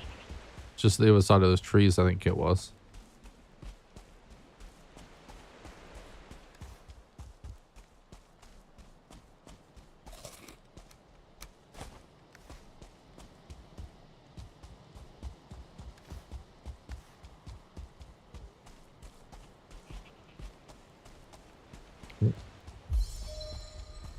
Two Desquitos together. We definitely want to avoid that. Yeah, I see it. I see it.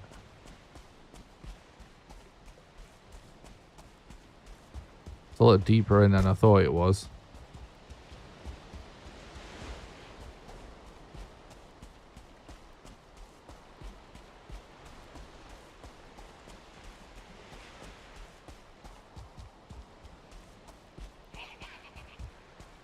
All right.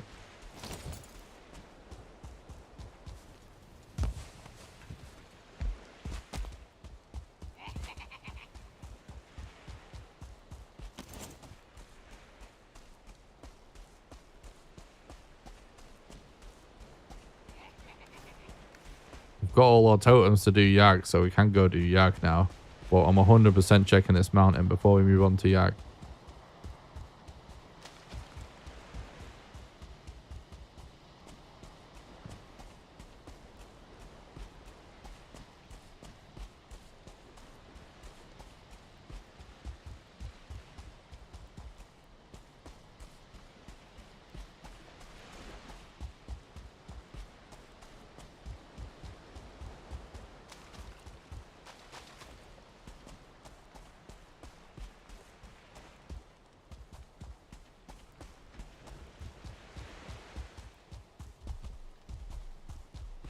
Don't use start locks. Stay there. Okay, they're starting.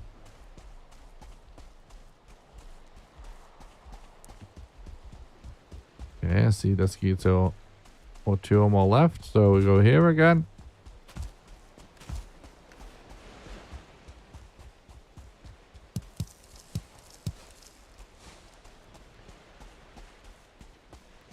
Can be a little bit scuffed trying to avoid Desquitos by going on the beach, because if you end up with a slope like this, you won't be able to see any if they're at the other side of the ridges.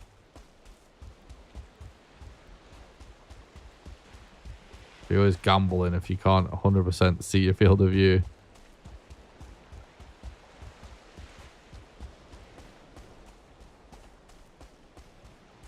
I think I'd rather be risking it on the edge of the ocean than on the edge of a mountain, though.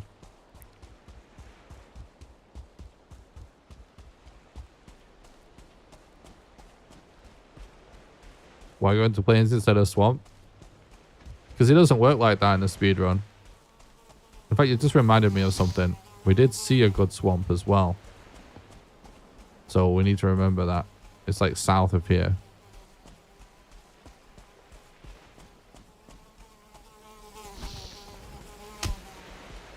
So if you think about it, right? Valheim is actually not designed in a linear way whatsoever. It's just that the way it's designed, you're more likely to encounter the bosses in a certain order. And if you listen to Hugin and stuff, it's sort of going to sort of lead you sort of in a way to do things in a certain order. But actually, if you go out into the world and just start looking for bosses to kill them, which is what you do in the speedrun, right? You are very likely going to encounter other bosses in a different order, and / or biomes that allow you to progress on other bosses in a different order. Therefore, it does not make any sense to force yourself in a speedrun to do it slower by doing everything in biome order. So what you do is, obviously, every island starts with your Etheir, so you do that. And then you start trying to find your next boss, and it's just likely that it's going to be the Elder, but it's just logical that because of the way the game's designed, of the different biomes becoming more likely as you go further out from the middle, essentially, right? So it is likely in a speedrun that the Elder ends up being your second one, extremely likely. But beyond that, once you start leaving your starter islands and start going to several islands, if you see a mountain, it is imperative that you check that mountain for a modder rune so you can find the modder location as soon as possible. If you see a plains, it's imperative you check that plains for a Yag rune so you can get his location as soon as possible and start collecting the totems as soon as possible. And if you get everything you need to kill said boss before you've done any of the other boss, if he is closer, then you get that done as soon as possible. It's gonna be slower if you start sort of avoiding other biomes and going out of your way to do it in a specific order, or if you're sort of specifically avoiding certain biomes.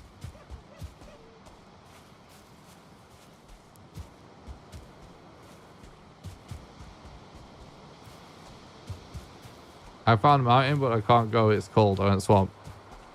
Yeah, when you play the game normal, like I said, it leads you a certain way. But actually, you can deal with the cold.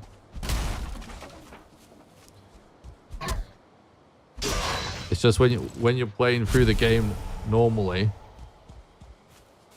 the game sort of makes it seem like, oh, you can't survive in the cold, right? And you need a way of dealing with it. So therefore, you do the upper biomes to get access to the frost potions, you make a cave so that then you can survive the cold. But if you're trying to play the game as fast as possible, actually, as we're actually going to see here, because I'm about to do it, you know, there's lots of ways of surviving the cold. First of all, you can just take the damage. If you can have the HP to tank it, and, you know, if you die, you die.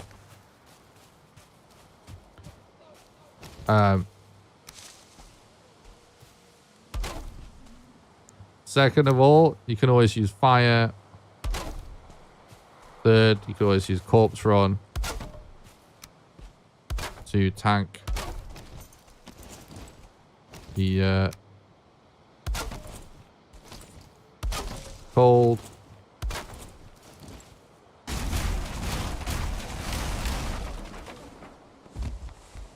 Now let me think about this. I'm just wondering if I want to take my stuff with me or not. Do I think Modder's going to be on here? She definitely could be, but it's a little risky to get stuck on the mountain with my stuff.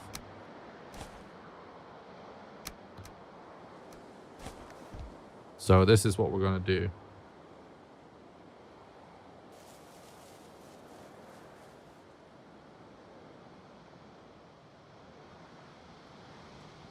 Find it's easy to get straight to the Frost Caves.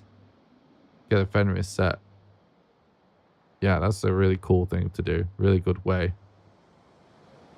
I use some of the tricks I learned from you to get onion seeds early, and it always impresses people I'll play with. That's awesome. I appreciate that.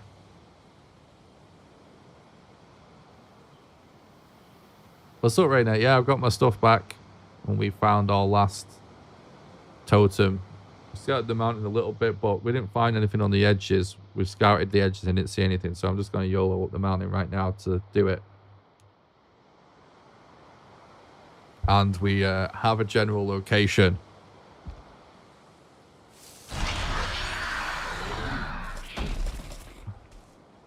Of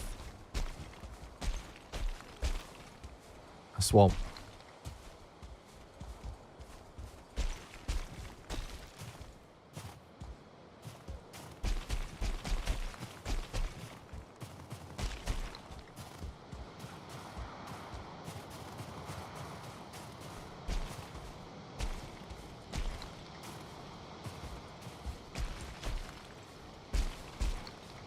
Oh, there's an egg there, but I don't super care about that yet. There's a possible rune right there. Be good to not aggro that Drake, but it's not going to happen. Unfortunately, it's not a rune at that tower.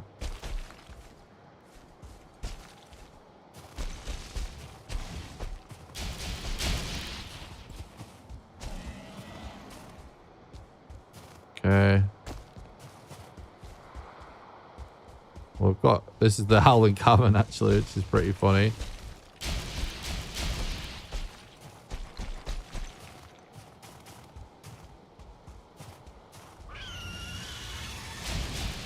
Yikes.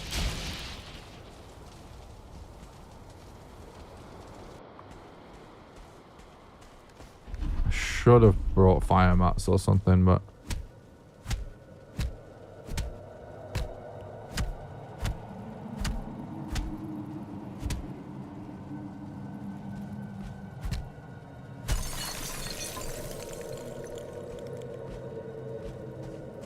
caves do have a rare chance at having the Mother Rune. It's just they don't spawn inside the dungeon bit. They spawn outside the dungeon bit. So in these actual like cave bits. Oh god. We have decent health actually. To survive a little bit of bats. Yikes. Yeah, this isn't... Oh, God.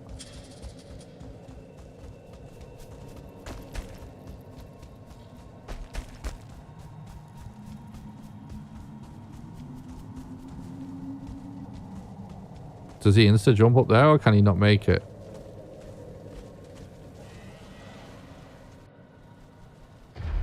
Because I might be able to regen stamina a bit. Oh! Okay.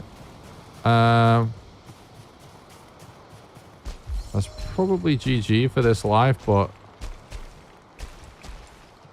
this is a information gathering mission. Whoa. I do see a structure there, but I think that's the one I already checked. I can figure that out on the map if I try and sort of triangulate it basically based on where this death marker is. Let's see. Did see a little bit of a wall. Yeah, it was what we saw earlier. It's alright. It looks like there's probably no Mother Rune on this mountain. Which is fine.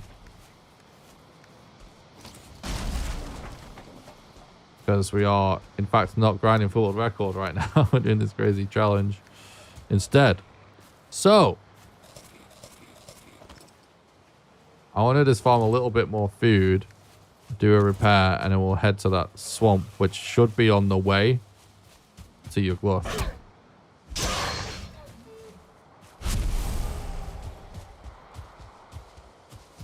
Oh shit! I'm using something other than a club, but it means I have to drop something. I broke the rules, so my punishment is having to drop stuff. Oh my god, and I kind of did it twice. Shit. I'm not... I'm running out of bad things to drop.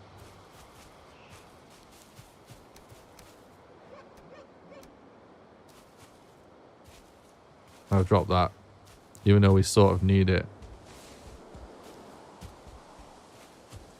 That's my punishment for accidentally using something other than a club. I have to drop stuff. Whenever I accidentally break the rules of the current active challenge, I have to drop things on from my inventory. You plan to do more World Record speedrun attempts? Yeah, definitely.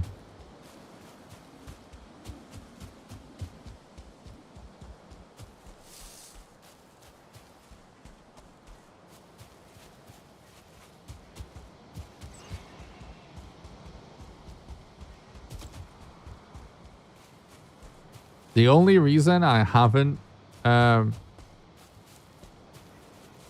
continued to do more world record attempts, despite what any haters out there might think, because I know there's some fucking cringe haters out there that have all kinds of theories on that, which is the dumbest shit ever. You can just ask, bro. No, the only reason is I just fucking hate segmented runs. No one is doing unsegmented, like, serious world record attempts. And I hate that. And currently, the way it's set up, you know, unsegmented would still have to compete with segmented. And it is what it is. I'm just when I do you hate unsegmented, you hate segmented too, I don't understand why it's there. Yeah, exactly. Look, I was part of the decision to allow segmented runs just because you know, Henrik and Fred and there was other people at the time in the conversation like thought it was getting to be a little crazy with how long the runs were getting, so that it was hard for anyone that isn't a full-time content creator to do runs, which is why I agreed that segmented runs should be allowed. Because it isn't fair. The runs are long. There's plenty of speedrun games out there with categories that are segmented, that are, because of the length, that are as long as the Valheim runs. So it makes complete sense. However, if I am going to grind any game for a world record speedrun, I'm going to stream every single attempt. Live streaming, to me, has become a fundamental core part of speedrunning. And I just would never do it without streaming it. And as a streamer, segmented is basically garbage. Because all it does is completely confuse chat as to what's going on. It's totally unrealistic to expect randomers stopping by the stream to understand why, when your counters at 6 hours, have you only been live for 3. And when I have streamed doing segmented in the past, that is all the chat is full of. I can't repair my armor because it's level 2 repair, but I guess we'll address that later. So yeah, like if you stream, segmented is just, I think, well, number one, at the very least, it's a little confusing to chat. Number 2, I think it is fundamentally less entertaining for chat to watch, because part of the joy as someone that speedruns because they are a fan of speedrunning and for no other reason, what the part of the joy as a viewer of watching speedruns is getting to see the whole process, getting to see the attempts, and the idea of witnessing that golden run, that #1 run from start to finish in one stream when you as you happen to catch it live, and doing it segmented, I think just makes it a lot less special, because you're reducing drastically the odds of anyone being able to catch the actual like winning run, right? Because you also have to now have relied on. I've got to take the hack. Did I use the axe again? Because I'm talking to chat. Fuck. All right, I'll drop the meat, I guess. Because now you have to rely on. Just yell at me if I accidentally use the wrong weapon. I will take it off the hotbar, you're right. Take all this off the hotbar. Yeah, now, not only does chat have to just totally RNG happen to stop by the stream as you're about to do the run that gets record, they also could now coincidentally have to happen to randomly stop by the stream on all of the other previous parts.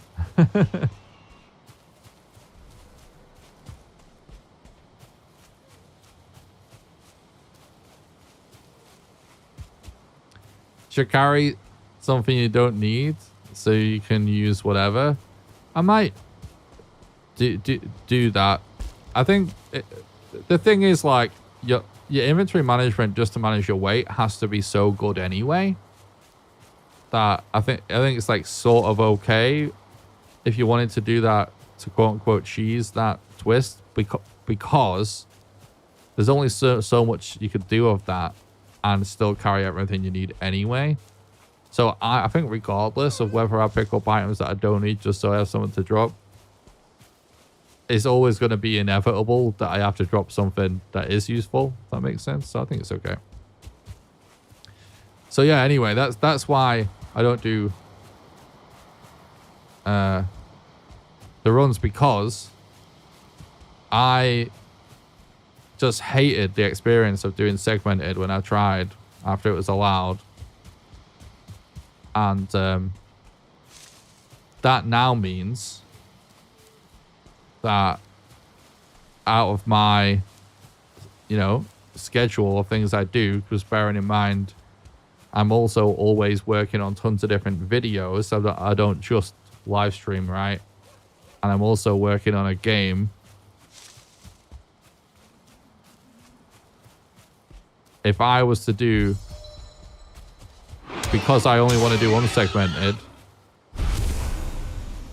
it just means that I had to have like 10 plus hours to stream all at once, which I just usually don't.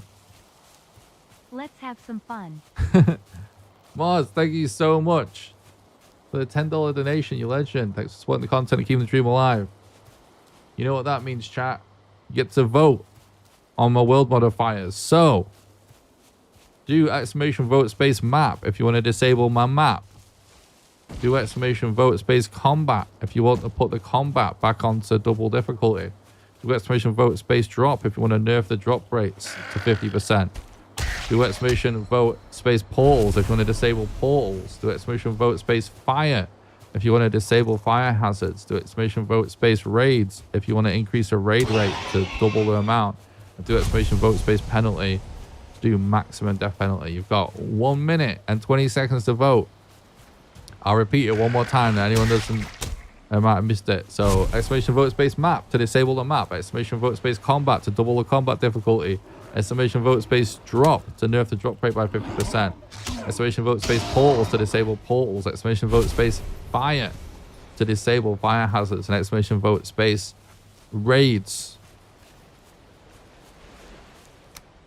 to double the raid rate. an exclamation vote space penalty to put maximum death penalty on.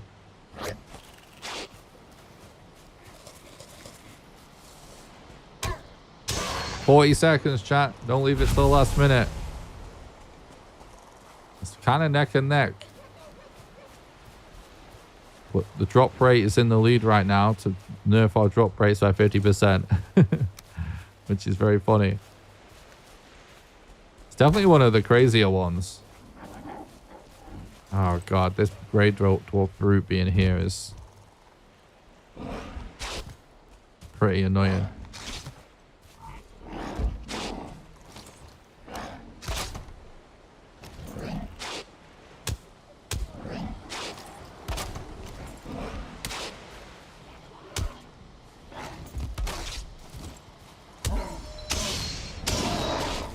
Yeah, that's the timing of stuff with the brute is the most annoying thing about it.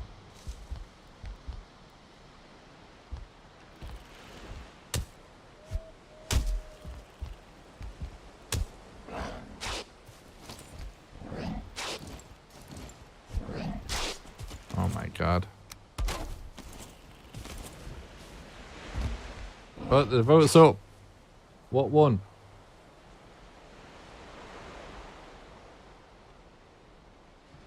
The drop weight won.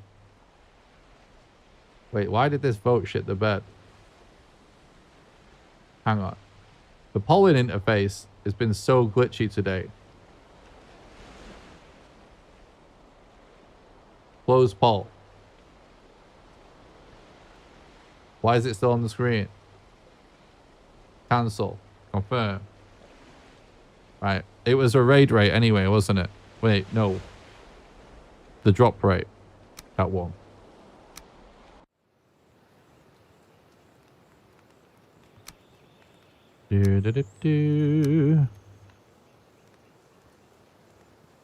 Right. So right now, we've got normal combat, normal death penalty, 50% resources, normal raid rate, normal portals, and fire hazards on. But I can still only use a club.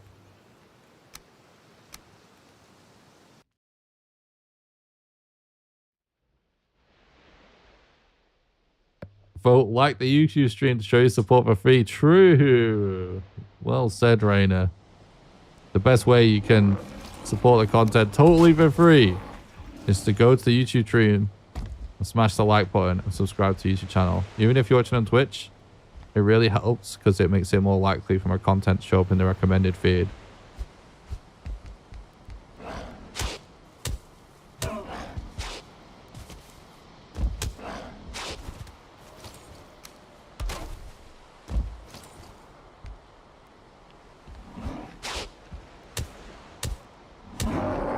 Alright. I'm doing this just because I want to sleep.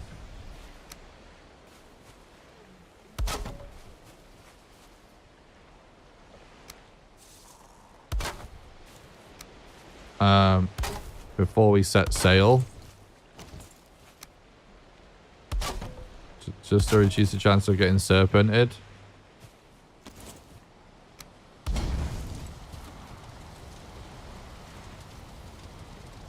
Yeah, even if you're watching on Twitch, if you do exclamation YouTube or click the link in the description, you can head over there. Smash like. Alright, give me 1 sec, chat. I'm just going to close the door.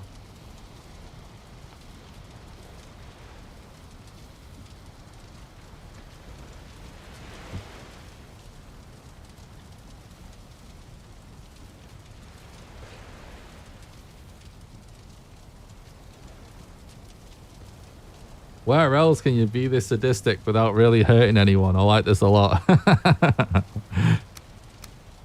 That's funny. I knew it. I knew that was chat's true nature all along. The sick. Or maybe before we leave, actually, we can...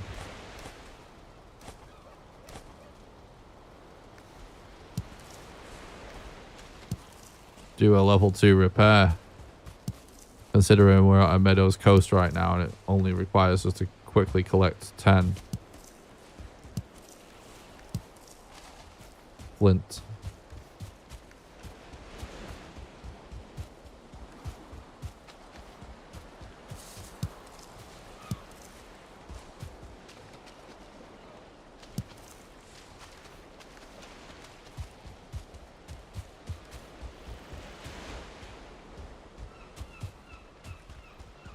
All right.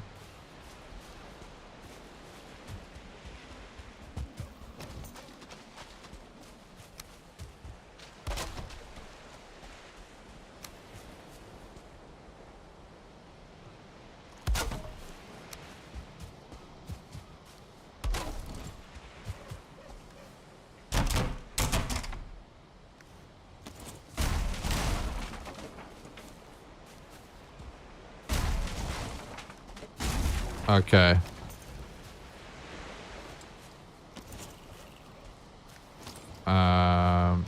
Let's do this. I can't quite see a swamp right now.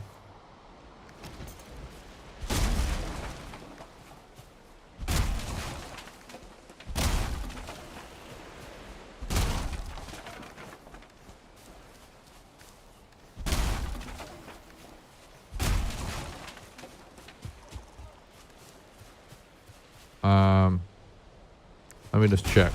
Oh, yeah, we can't quite pick this up.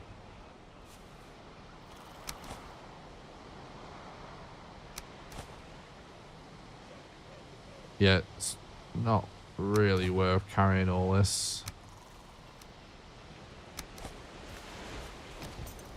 Because it won't, at the other side, if we just kept it like that and we destroyed our boat, we would end up losing the leather. Oh, I think I do. Right, yeah, it's right there. The swamp's right there. So because we're heading towards a swamp, I'm not going to be over eager about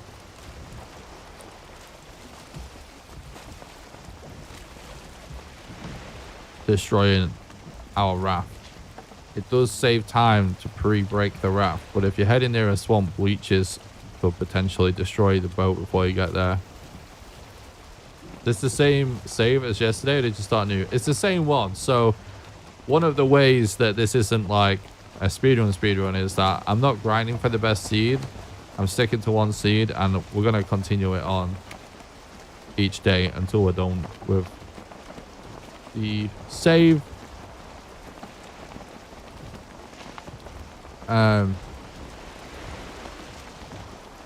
Unless, of course, by the time we're done, we haven't reached the goal, in which case we'll probably just start another one.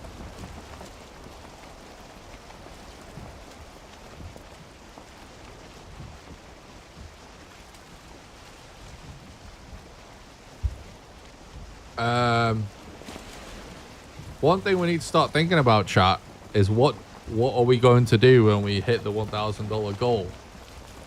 Like, I was thinking that it doesn't necessarily have to be another challenge, but what if there should be a reward for us hitting that goal, and it should be like I do something specific on stream that would be fun / what chat wants to see.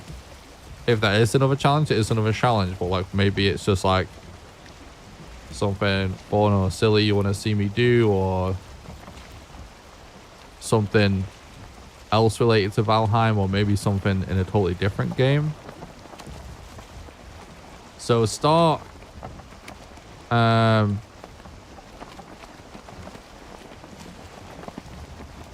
thinking of ideas, because I think we should put it to a vote.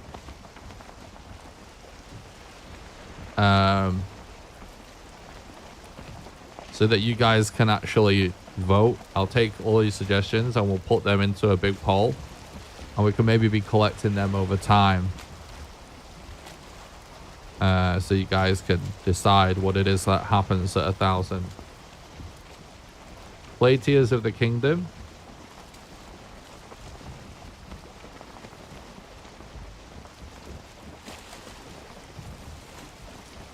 Do the crowd control? So I actually was gonna do crowd control instead of this initially.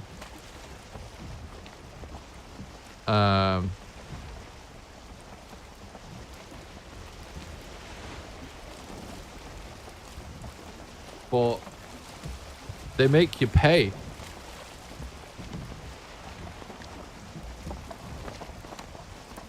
And they also like take a cut from the streamer for any of the options that's like money through their system. So it feels like a little bit like a scam. And also like, you know, I can't afford to pay someone else to do it. You know what I mean? Basically, some of their other games are fun, but they make... basically, if it's an early access game, you got to pay a subscription fee to them.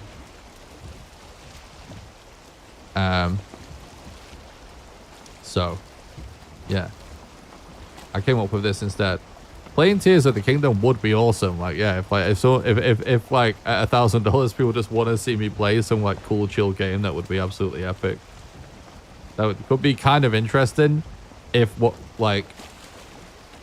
if chat thinks the right thing to do would be to just get a list of games you guys want to see me play on the stream, and chat just votes for which one they want to see me play, and at 1K we play that game.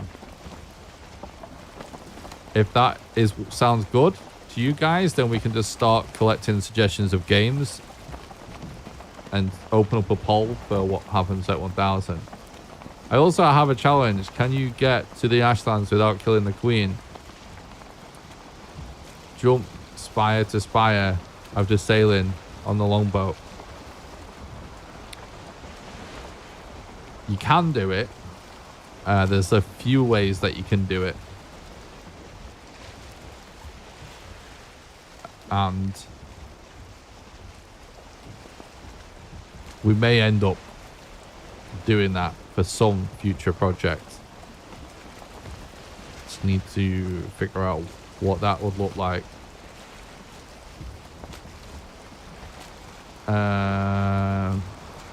Crowd control is like a third-party system that allows you. It basically automates what we're doing right now, sort of. Not exactly, but it's a system that allows chat to control the game that you played, and they develop it for all different types of games and stuff. Do I remember right that someone suggested a Bathtub Valheim stream? That could be fun. Someone did suggest that. Play Tears of the Kingdom. It is fun.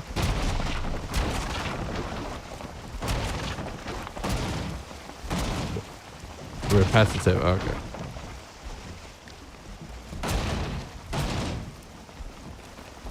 I mean, I love Zelda games. I did start playing Tears of the Kingdom on stream a while ago, and I've not touched the game since. So that could be a good one, yeah.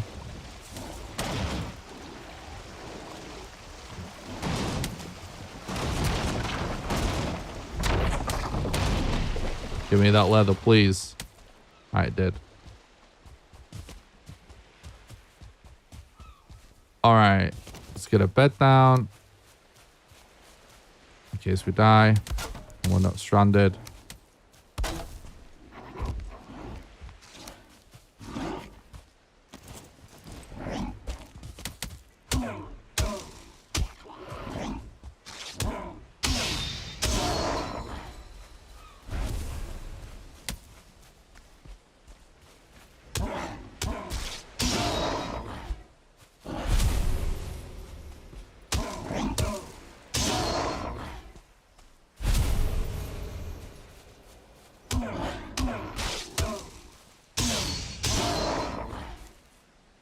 I totally expect you to make a hot tub in Valheim and sit in it for the whole stream.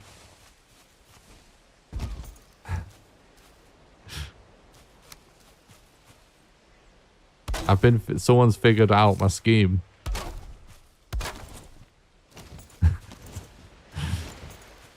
I'm not going to confirm or deny whether that was a actual plan or not.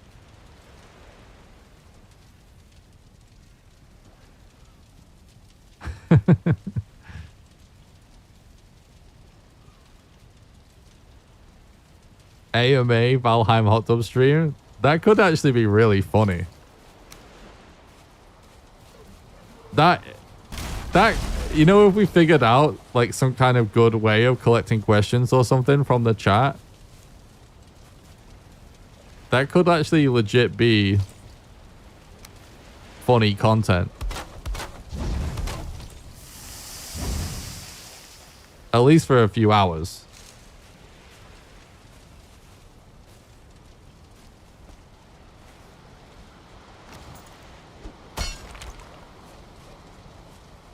Bro, come on, work.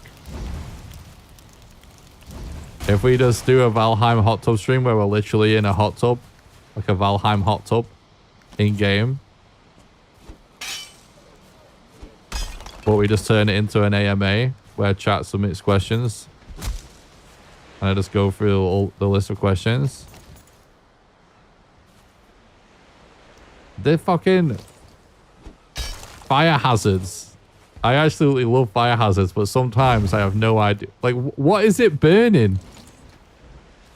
Oh, no, it's working now.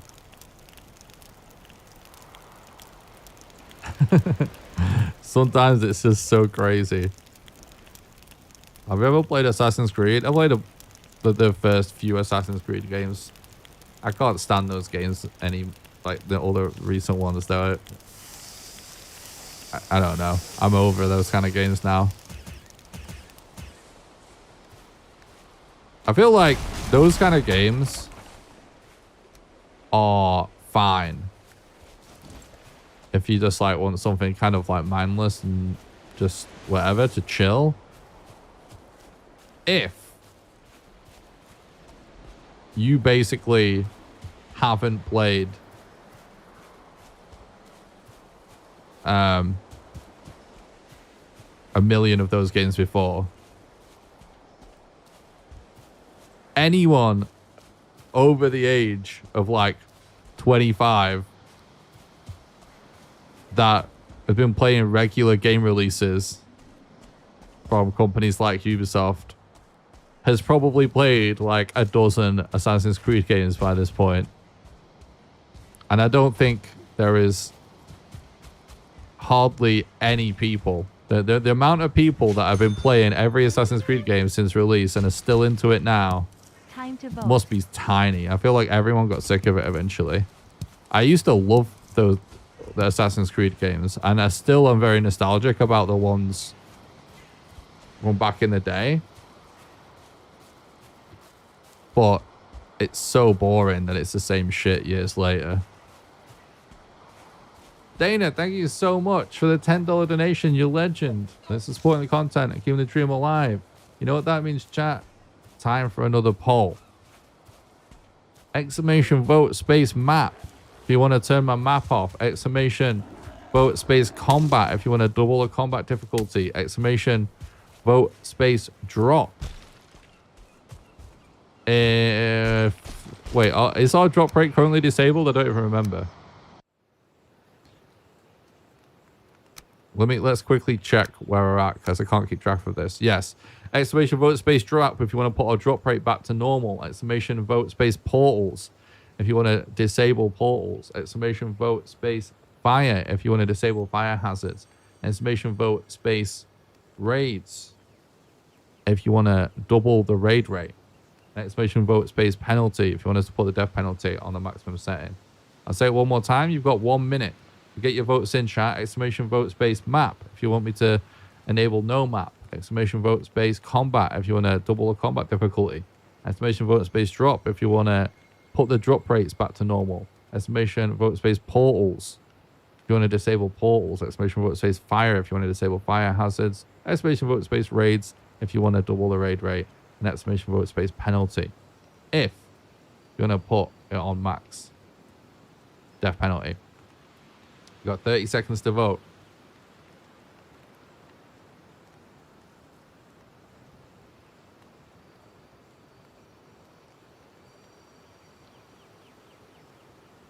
Only ones who have is Assassin's Creed Odyssey and Valhalla. Yeah. Not into it. I've not seen anything about Valhalla.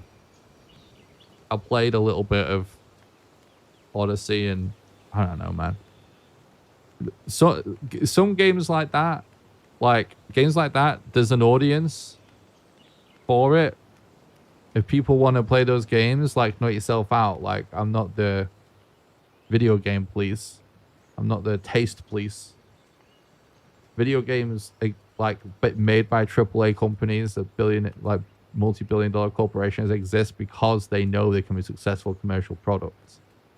So, look, if you guys like those games, you like those games. They're not the type of experience I play video games for anymore. They used to be, but they're just like not my thing anymore. My tastes have just changed. Drops was the most voted for option. You legend, chat. Thank you for restoring my faith in humanity and putting our drop rates back to normal.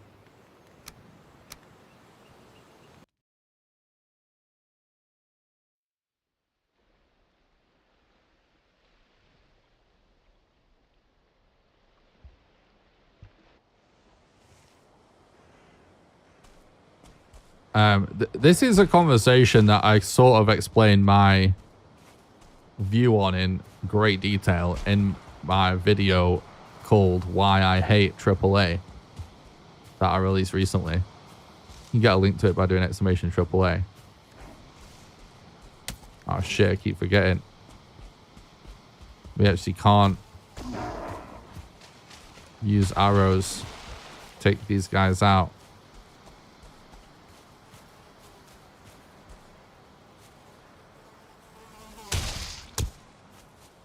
All right.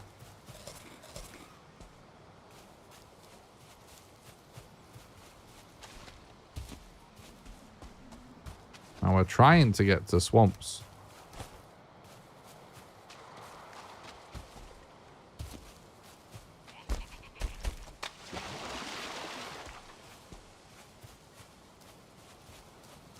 Thanks, Hulk. So honestly, I'm really not used to it. So this is me officially practicing the timing of this club because of this right now. Because I do have to time it perfectly to do that. I'm getting better at it.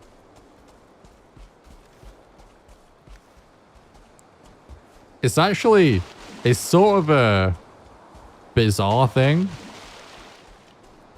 to get good at, but it is a total skill worth having for the speedrun, is being able to time your attacks correct to kill a mosquito with any weapon, really.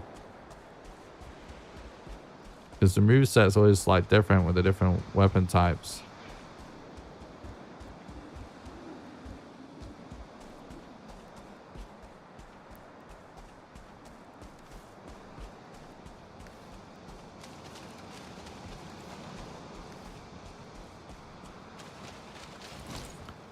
I'm just going to take the hit with the wet debuff here to not aggro that fueling camp. It's going to be worth it.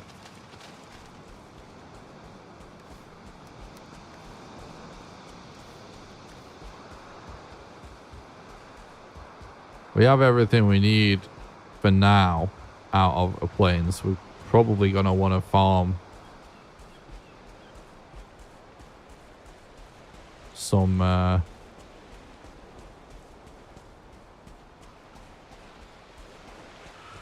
black metal and stuff. Well, I think we'll probably do that later. We are pretty far from spawn. There is a lot of planes around.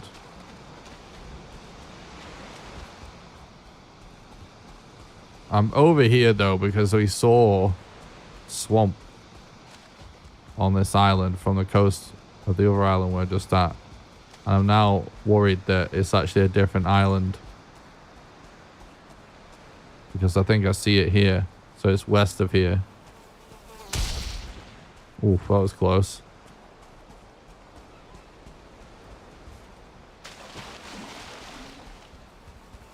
We're dead.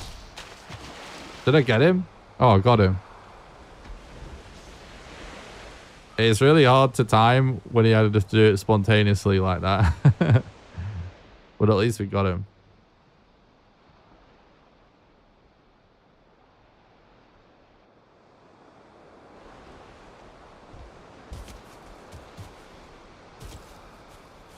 Double kill. True. Yeah, it looks like it might actually be another island here. I thought this would be the same one. We've been scammed a little bit there.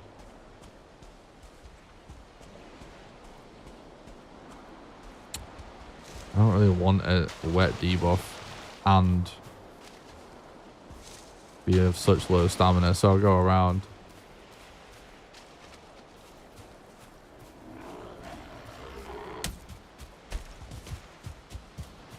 Anyway, I was saying before about the speedruns and stuff. My plan for getting back into grinding. Club only chat was hated. True. My plan to getting back into grinding the speedrun for world record is to start figuring out glitched runs to see if I can shave a lot of... Well, I need to be able to shave hours off what the current world record is for glitchless in order for me to have time to do unsegmented streams on a regular basis. So my plan is to basically start streaming, figuring out glitched runs, hoping that I can use a few glitches that will save us a lot of time.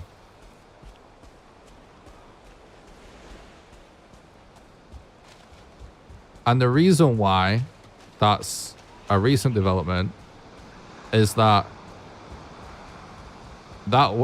hasn't really been worth it for a long time. Because when Mistlands first came out, first of all, there was a glitch where you could dig down to the doorway of the Queen. But they patched that out, and we sort of... I spoke to someone at Iron Gate for a little bit of inside info on that, because I was basically asking, like, look, I assume this is going to be gotten rid of very quickly, because if that's the case, as we can agree as a speedrun community and like as moderators that we just say we don't allow that, because it's not going to be in existence for long at all, right?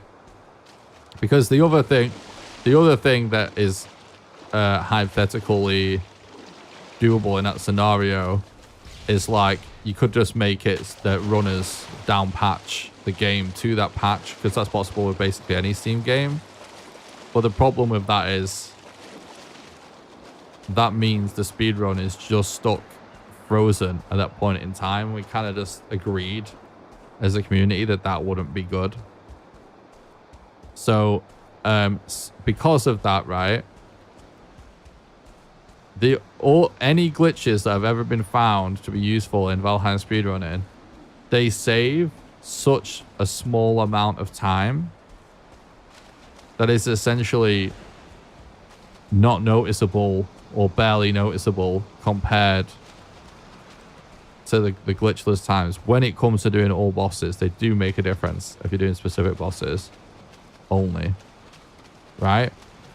And the big reason for that is because, like, the time saves just stuff like you can hide inside the skull when killing bone mass, so you don't have to, like, die over and over again necessarily, or build the structure, right?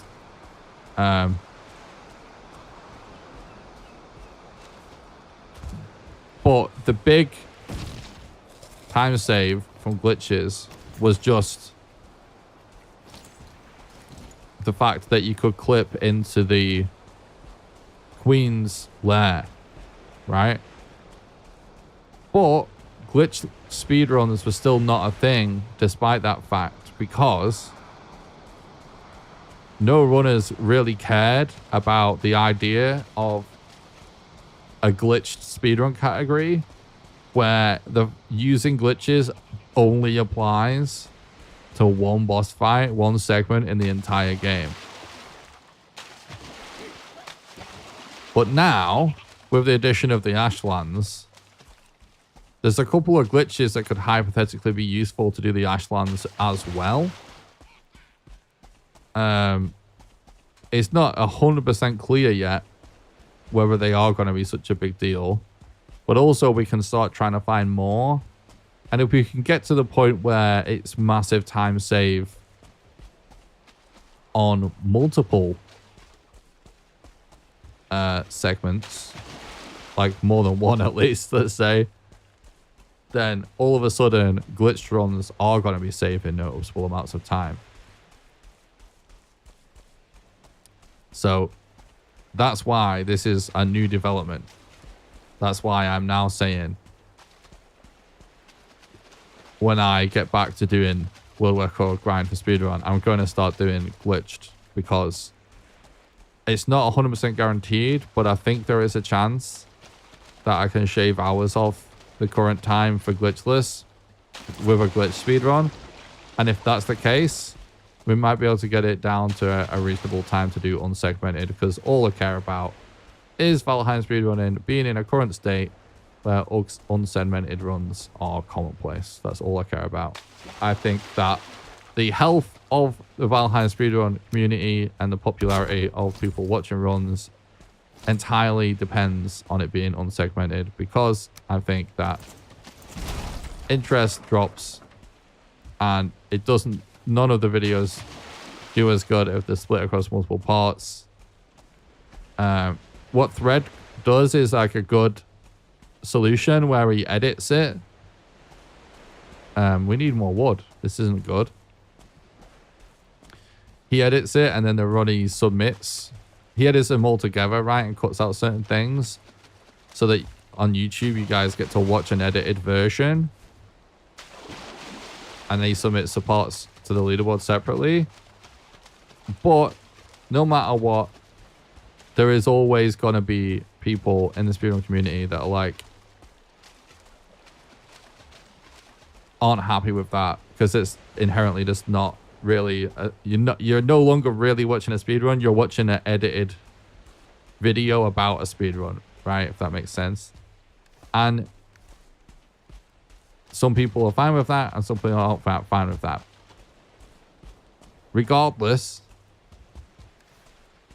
it is not inherently what speedrunning is. So it's always the most ideal situation for the health of any speedrun community. For there to be a popular category that's unsegmented, that is doable for runners in a certain setting, because it just makes it more consumable for everybody. So that's the plan. I'm going to start doing it.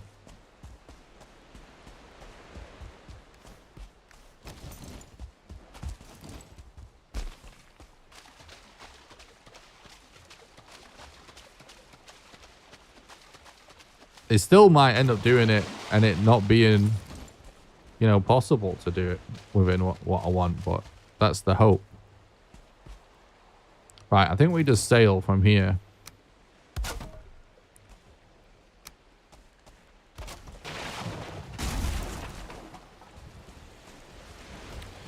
The number one thing with all of this stuff on the topic of speedrun and stuff, right, is that there's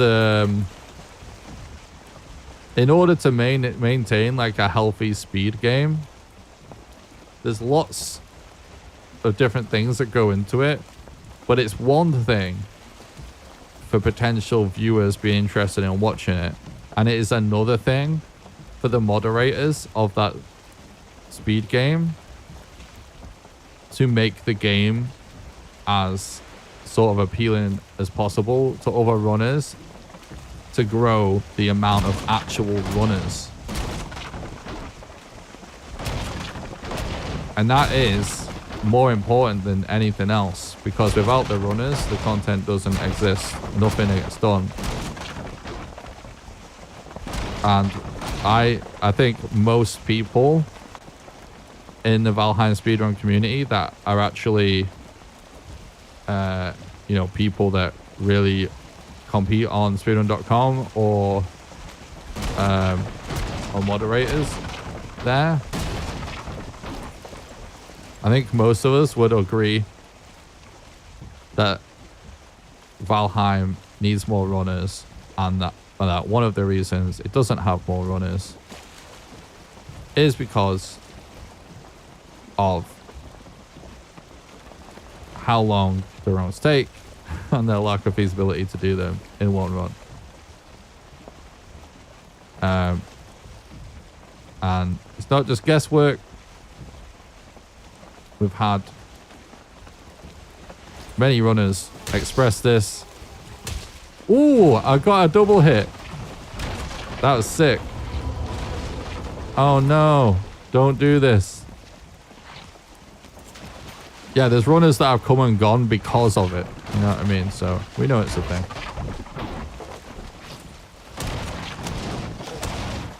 Oh.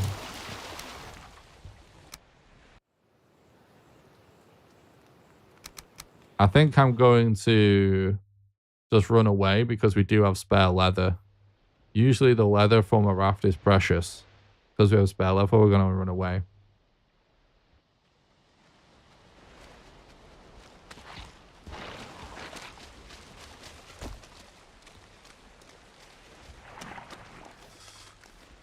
The place as a speedrun community, this is the last thing I'll talk about now because I've been ranting about it for ages.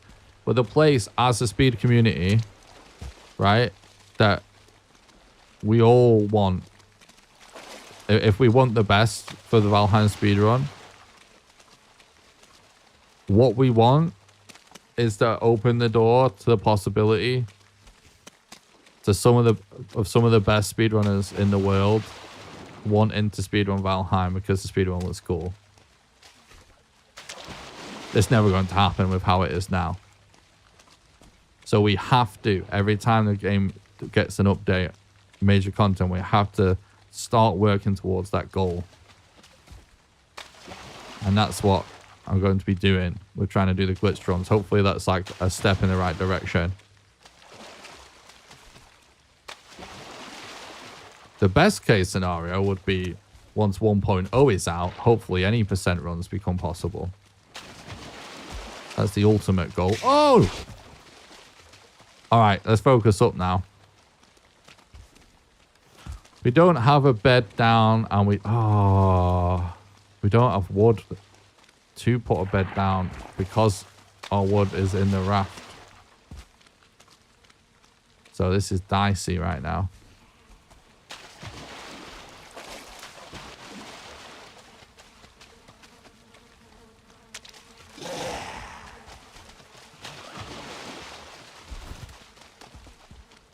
Okay, there's no veg for seer there. Okay, we've got a couple of crypts here. That's good.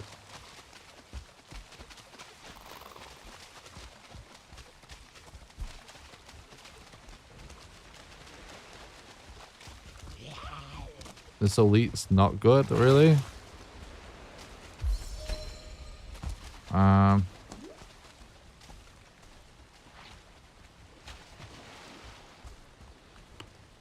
Stamina is like a real problem right now, and the fact that we've got club only on. Oh! We need to find... No! Find a spot I can chill to regen. Well. This is interesting.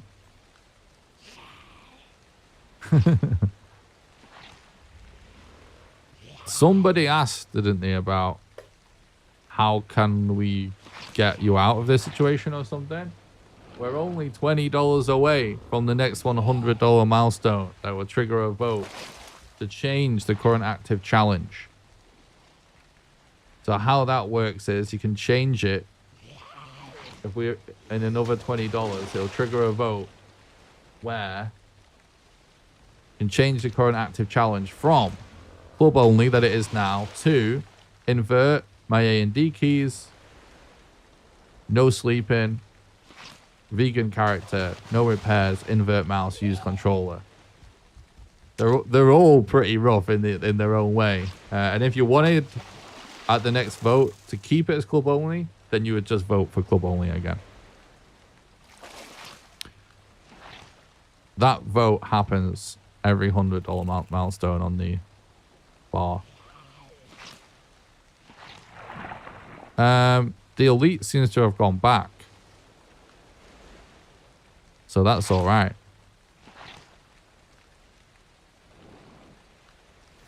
So we just need to deal with these guys.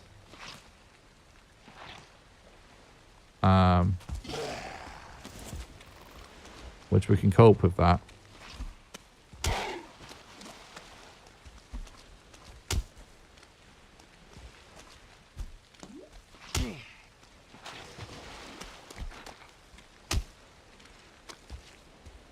We're attracting more mobs though. Oh, now the elite's coming back.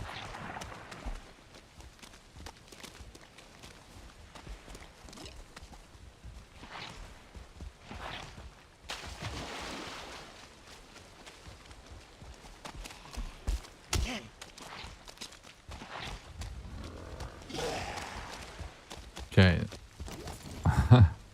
The worst thing that could happen right now is a wraith spawns or something like that. No. Ooh. That was close.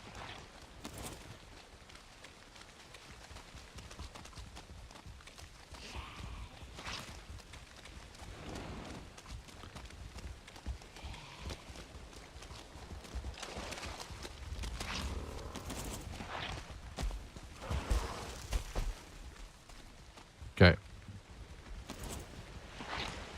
Luckily, it's not got an archer here.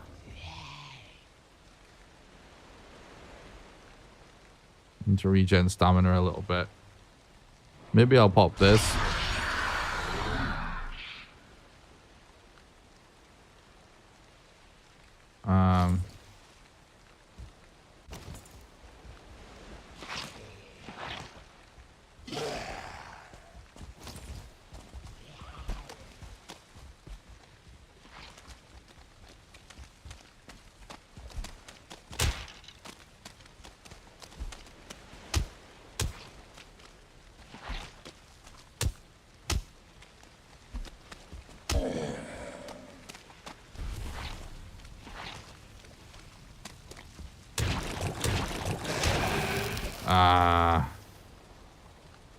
Yeah, I'm gonna log out. What's the goal here? I'm trying to progress in the game, man. We need to get in that crypt to try and find a bone mushroom.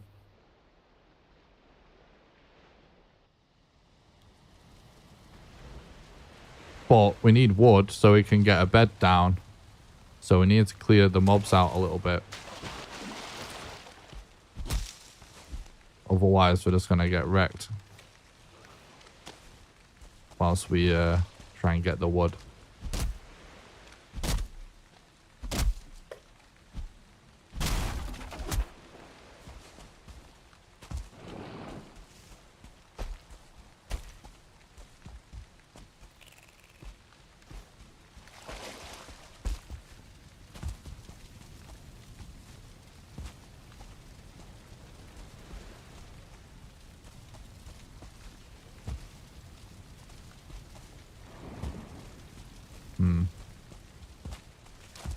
Oh my god, archers are coming and everything.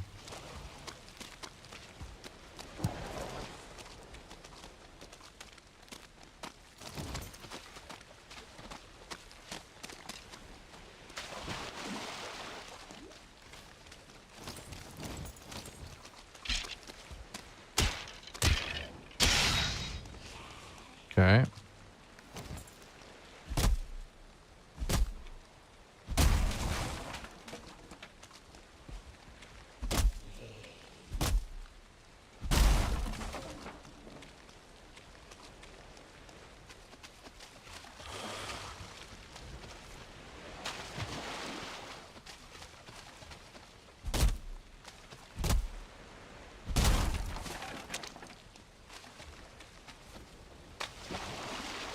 So does chat like the idea of at $1,000 you guys get to vote for what game I'll play on stream?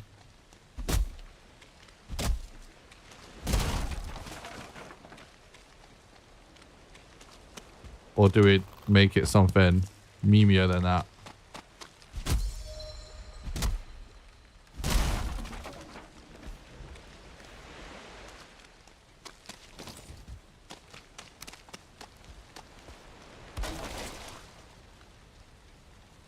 Oh, the other idea was the Valheim hot tub stream.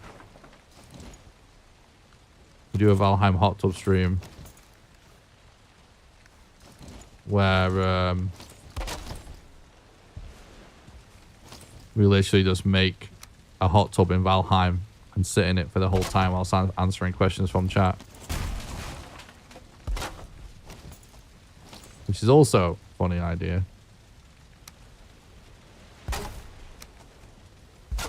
The other suggestion we had was guitar solo on stream.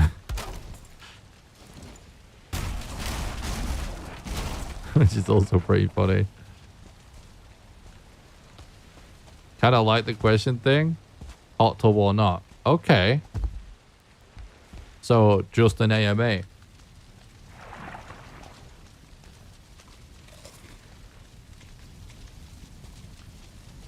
I'll tell you what I'll do. Just so we don't forget. I'll start putting together a new poll in the poll system here.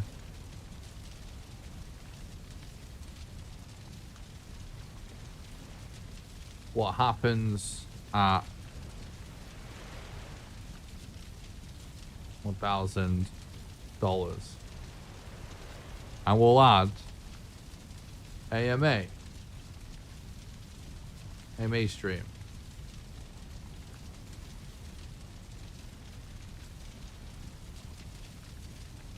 I feel like if we put Valheim hot tub stream on it,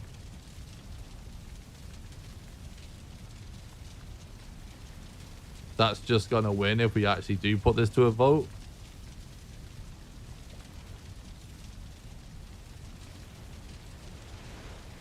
Because it's funny.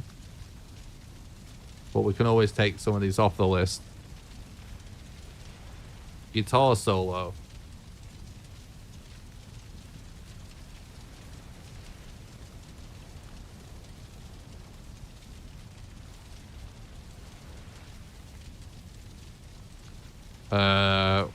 Vote on what I play next. That's a bit long. I'll just put next game.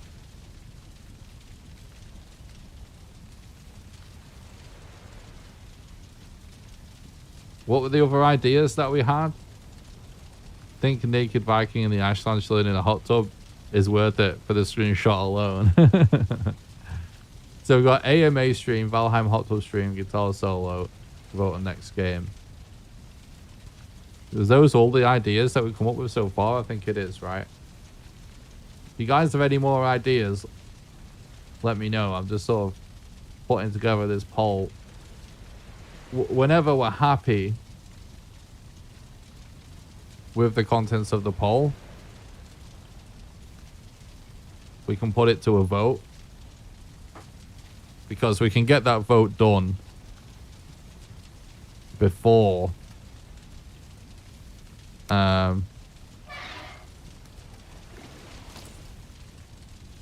we actually get there, so then we know what's going to happen. Waiting with little fingernails left for the first Asker stream. How are people finding Asker? I haven't played it yet.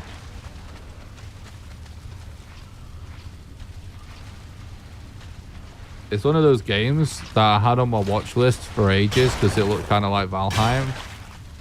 And then it came out and I just sort of mostly forgot about it, I guess.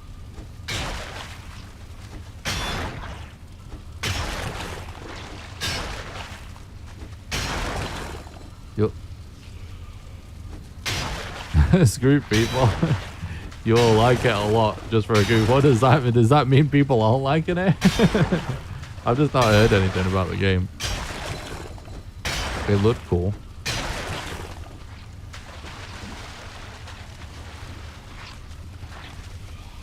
I think I might create a chest or something here.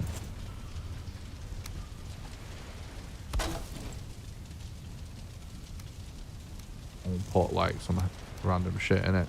Clear out some loot. Because we'll probably hold on to scraps that we get. Now we want withered bones from these scrap piles. And we also want to find bone mass rune. We want ancient bark and poison arrows. That's what we want from these crypts.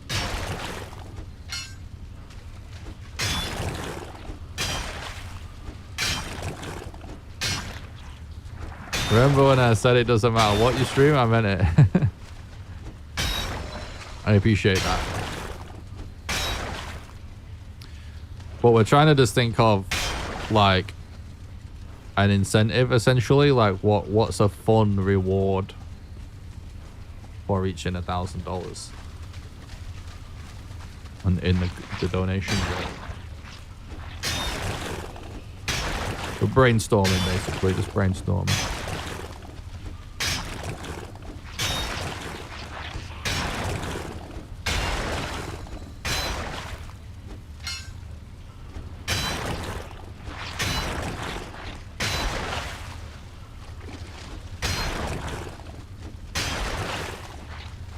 I just thought of a crazy idea.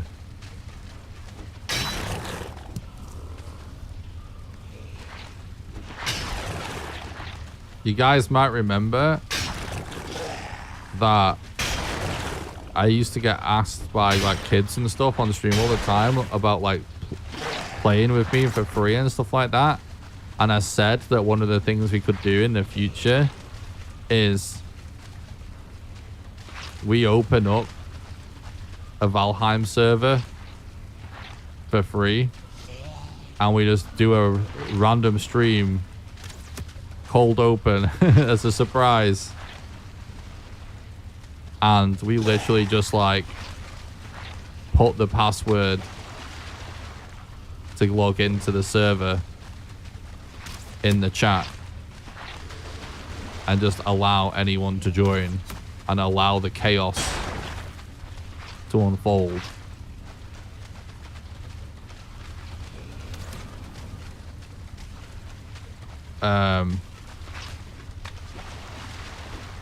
And maybe we make it so that like I try to speedrun the game, but like anyone can just randomly join. And obviously they'd like try to find me and stuff, try and keep up, I guess.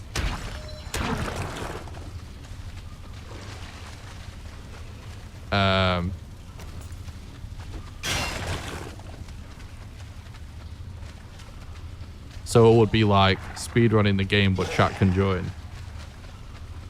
Yes, I'm in. I love that idea. Kind of think that it's all possible to beat the game in reverse order now. I'm not sure yet. I've not started working on it. Probably, but I don't know yet. Not gonna bring my best gear though. So, oh my god. So yeah, I think we like that idea, right? PvP 1v1 tournament. That's funny as well.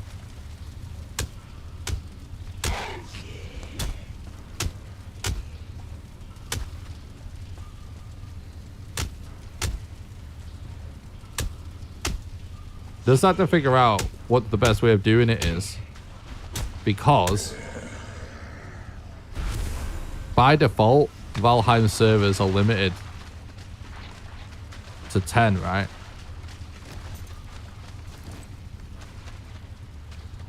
And I don't know how easy it is. I know you can mod the game to uncap the limit. I don't know how easy it is, and or if that will end up costing me more money to host. or how that would work, or like, you know, maybe we could just host it on a local server if it's a temporary thing, so that we wouldn't have to pay for it.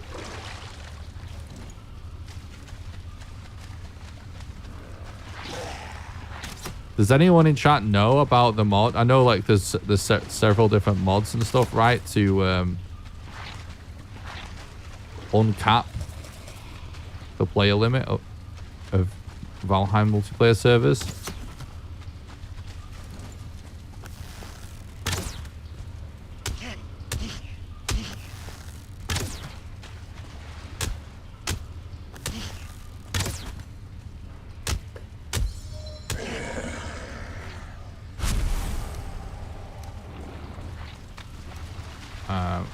Let's take this stuff to the chest.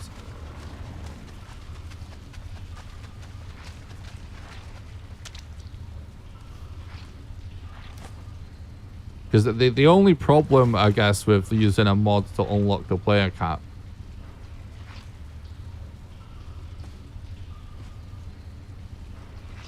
is that I think everyone would have to have that mod on, wouldn't they?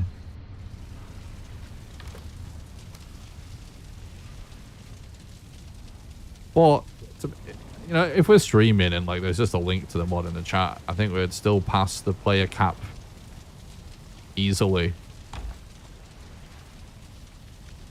So it would probably still be worth it, even if it's a little bit of a hurdle added, right? On a pretty large server, I don't know how they get it so we can have so many. But there's been 50 plus at once. Yeah, it's definitely a thing.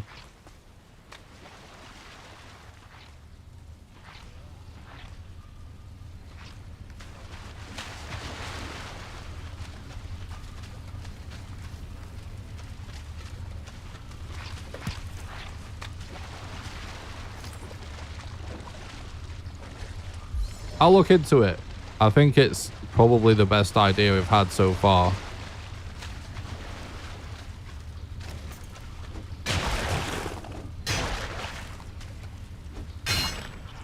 What the fuck are you talking about, Night Whisper? We're talking about unlocking the player cap so everyone in chat can join and not just 10 people. We're not talking about modding the game in any other way. Chill. So it would be more fun for chat, not less.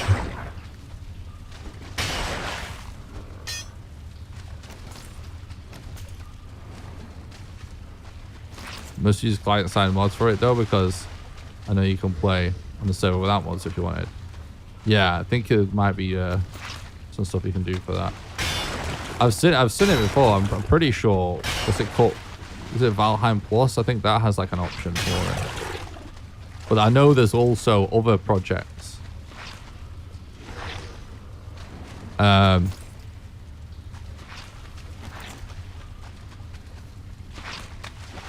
Like, I know there's actual MMO mod projects as well. So I was just, yeah, well, curious. But it's fine. Well, I'll look into it. Because I think it... If we could make it, I'm only planning on it being vanilla. Don't worry about that. But I just think it would be better if we could make it that it's not just limited to 10 people, because it would be so much funnier if basically all of chat is chasing me whilst I do a Valheim speedrun. It would be very funny, right? There's an MMO mod for Valheim. There's basically MMO servers, and in some cases people are working on sort of bespoke mod packs for said servers. I know the content creator Clean at one point was sort of running a MMO sort of based server. I don't know if that's still going on though, because that was a long time.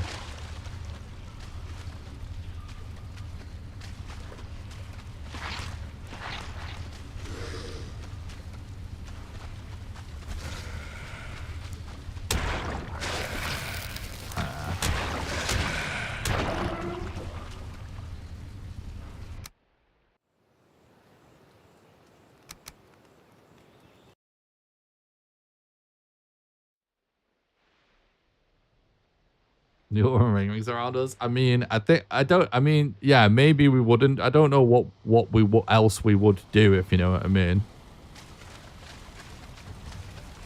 That was just one idea of me speedrunning and people being able to join. Because I think that is like a funny premise. But at the same time, maybe it would be the better content to watch. If it's like we're just playing Valheim normally, but anyone can join. And it's just is chaos.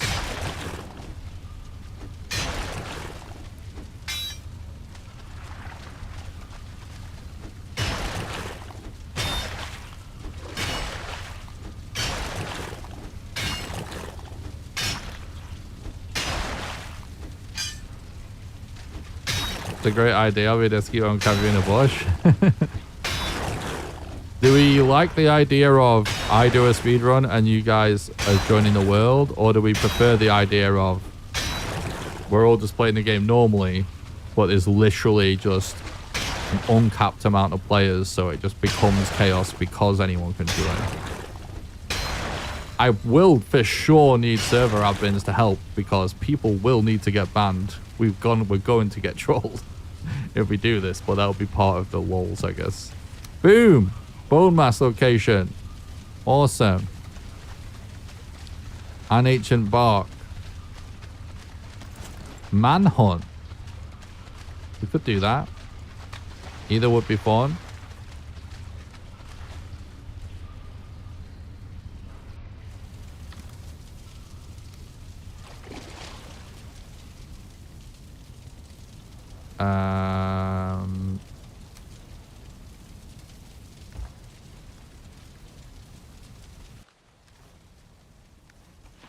Why not do both? You do your speedrun thing.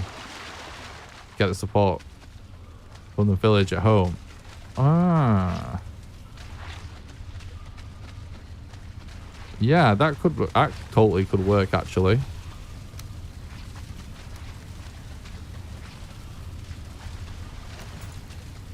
Right, we still need with the bones, so.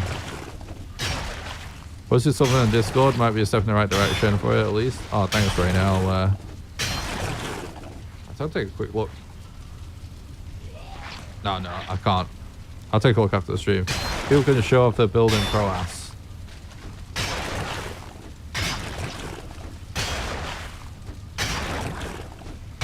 That actually could be an interesting idea. I'm just content brain. I'm just thinking about like how we could make the best possible YouTube title out of the idea. So that could be like Foggy.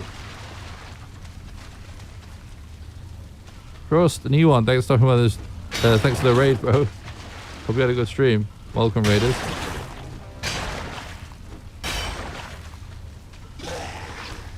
Whoop. Let's not. I can't quite remember.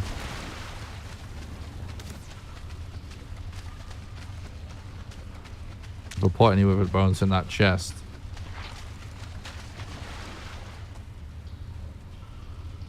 Yeah, I like the idea, Rainer, as well. No, yeah, we didn't. So we have 4 right now. Cool.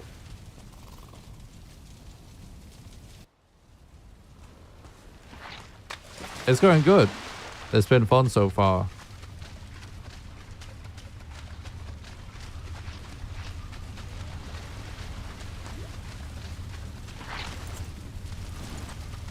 I'm just gonna farm the other things. We just need the bones right now, so there's no need to deal with this dude. What's in the helmet? What do you mean?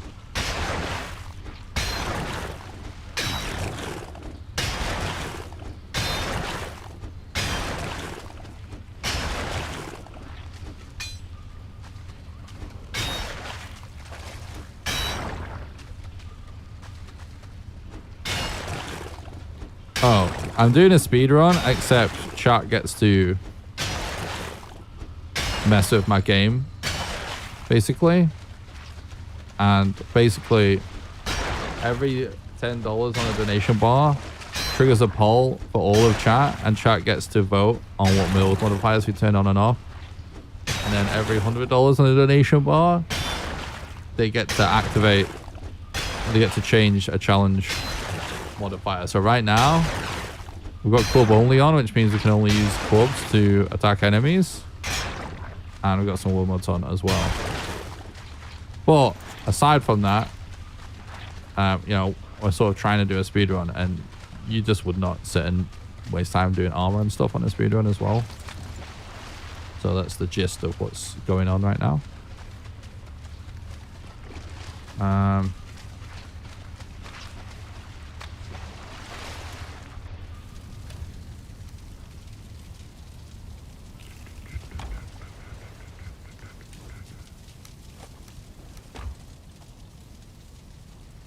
So yeah, you know, most standards is pretty hardcore Valheim speedrun, I would say, but I wouldn't really say it is. Is, you know, someone that would do for world record and stuff. But it's basically a speedrun, but we're allowing troll to we're allowing chat to absolutely troll us. But I'm still trying my best to be quick. Although I'm definitely preparing more and chilling a little bit. But I'm still not going to grind out armor and stuff.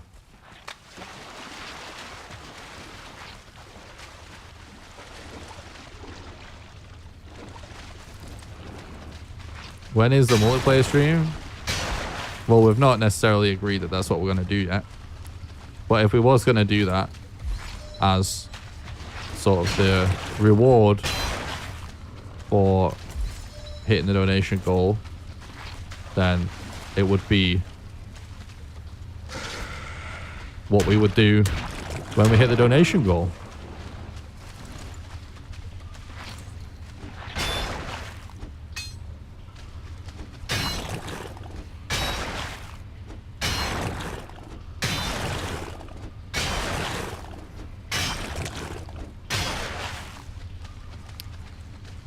Got another with a bone, nice.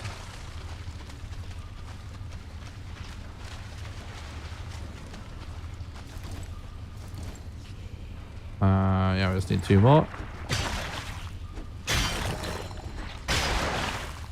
Oh, we got another one, nice. Definitely gonna keep mining this one.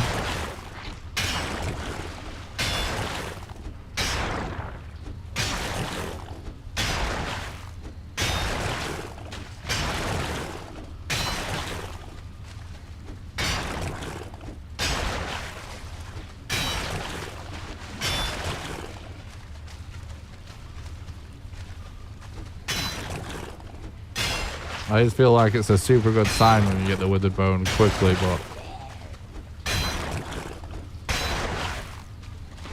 it's basically just gambling. That's what it does to trick you.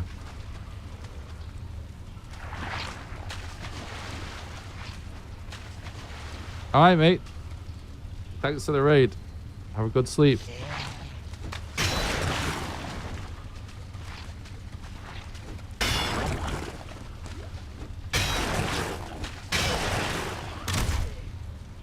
Of course.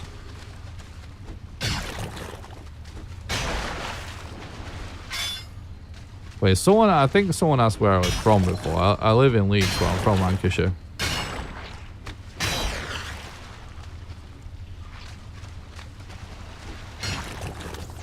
I've lost that question now in the chat, but I think someone asked that.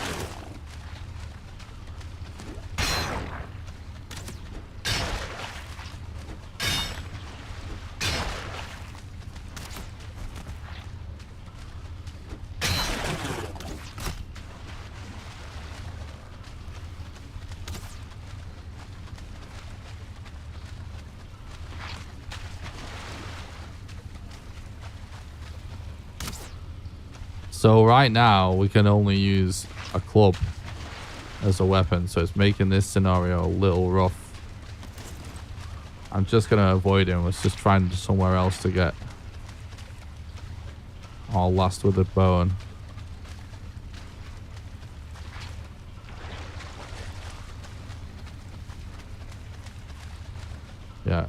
Perfect.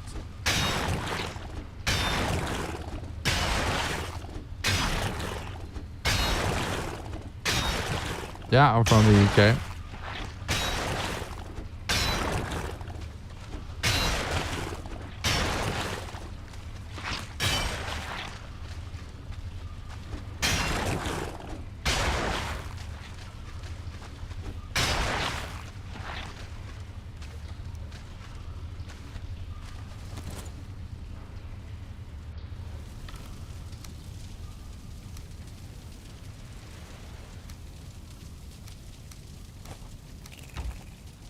I'm thinking about putting a little bit of a base down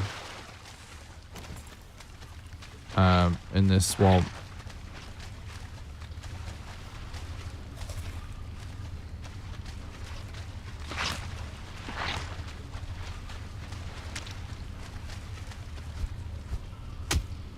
I missed.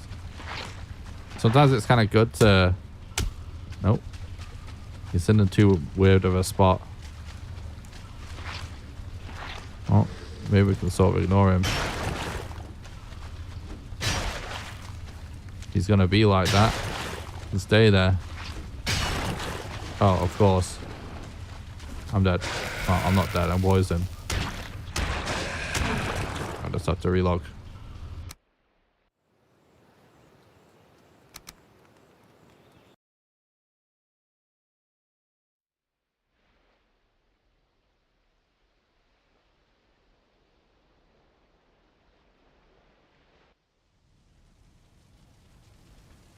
Xander, I already answered your question, bro. But I'll answer it one more time, okay? But make sure you don't miss it this time.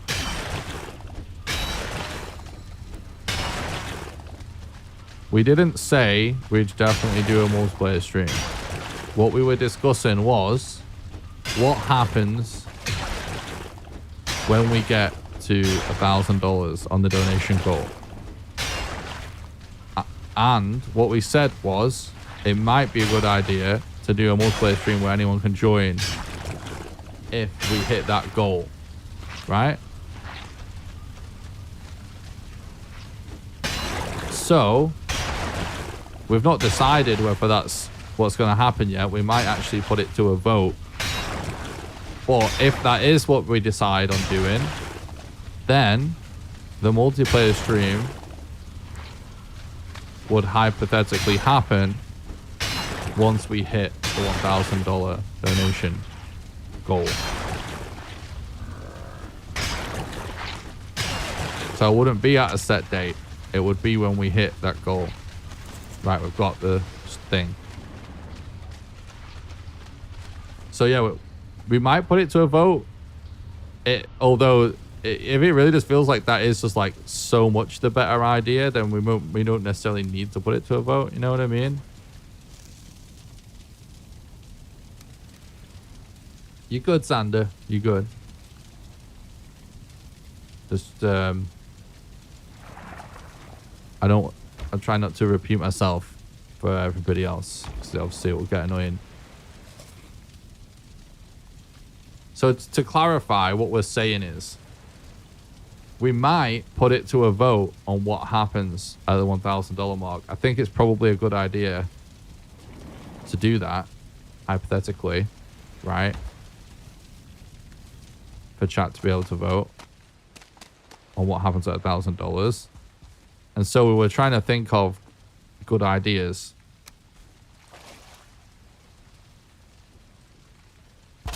For what could happen.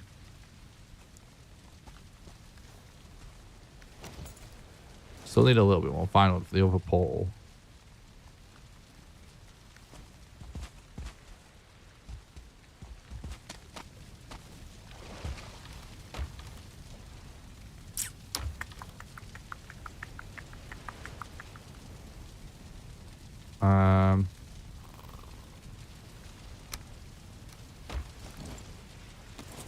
We now have access to a bonfire, so that's good.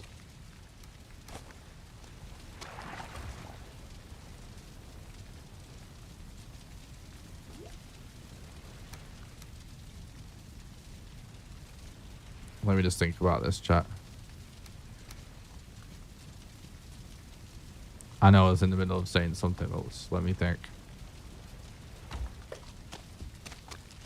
So yeah, what I was saying is it could be cool to have chat vote on what they want to happen at $1,000. But at the same time, like, if there's one idea that is like so good, we could just do it. The idea for the multiplayer stream is that we could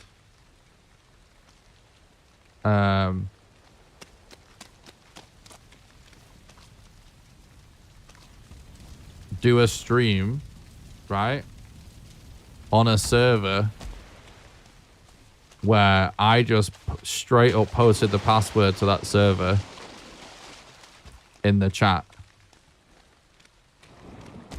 So literally anyone could join and it would just be absolute chaos. And what we're discussing is the possibility of, obviously, by default, vanilla Valheim servers that would only able to be maximum 10 people. It would obviously be funnier and crazier if literally all chat could hypothetically join. So what we're discussing was the possibility of modding Valheim and hosting a server with an uncapped player limit, where literally we would just like basically let chat break the game by just any amount of people being able to join and just seeing how crazy it would get. Whilst doing that, it could be like we're playing the game normally, or it could be like I'm speedrunning the game, but chat is like helping me by gathering resources or something in a village, and I come back to it. Or chat's like chasing me along the way or something. Which I do like that idea a lot. I'm sort of thinking, oh, brute. I'm sort of thinking maybe the best way to do that would be like we do a speedrun, but we make the top priority at the start to get me portal mats, right? So chat helps get me portal mats. Once I've got portal mats, slap a portal down, allow chat to build a village where they gather resources that I can come and use for the speedrun. And I'm telling you guys what I want, and you add it to chests in the village.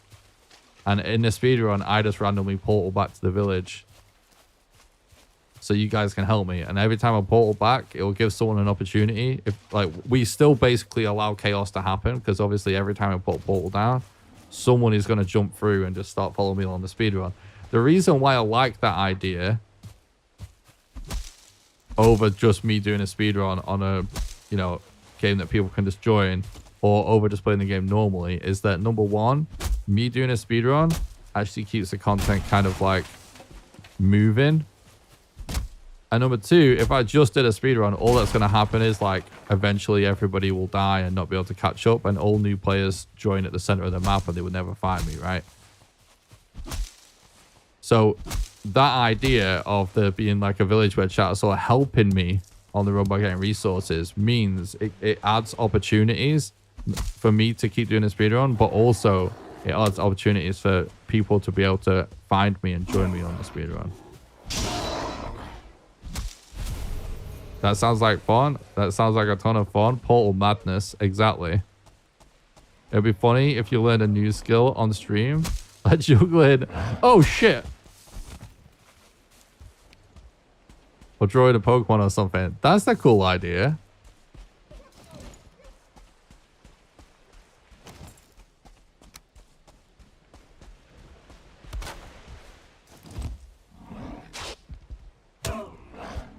Oh shit, dude.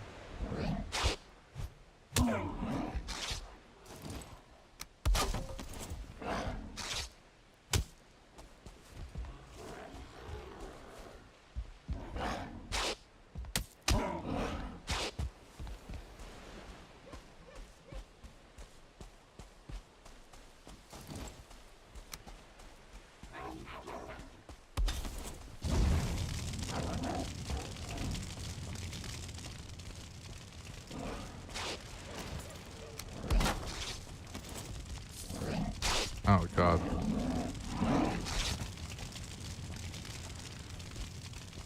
Can we not push brutes?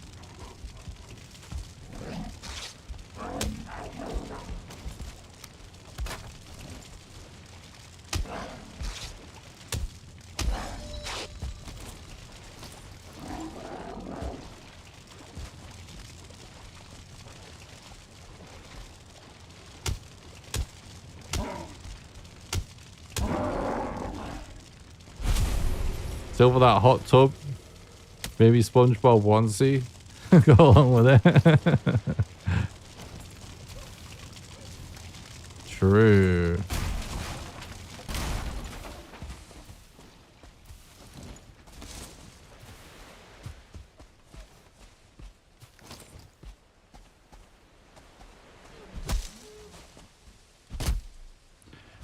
That does seem to be the idea that we're having the most enthusiasm from.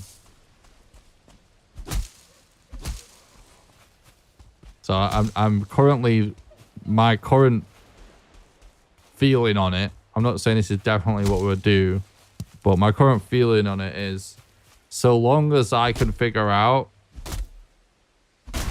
uncapping the player limit in Valheim, I think the option of, I think if we hit $1,000, the current best idea is to just do that. We just do a speedrun on a private server that we let anyone in chat join. I think that is like a massive reward for chat, because it is literally something people ask about all the time, and as you can see by some of the people in chat, if you bring that option up, people start freaking out like they really want to do that. And it's usually just something that's like too much of a pain in the ass to do, right?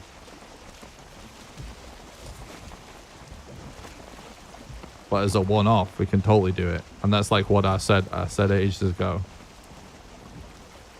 So I think that's currently the lead-in idea of what happens at 1,000. But with the caveat of, it won't be as fun if only 10 people can join, and by default only 10 people can join. So I need to actually figure out the logistics of uncapping the player limit. And also, like, I need to save money and stuff. Like, the point in doing this is that I need to increase my income to cover bills and that. I'm not gonna like pay the servers extra to do this. I think like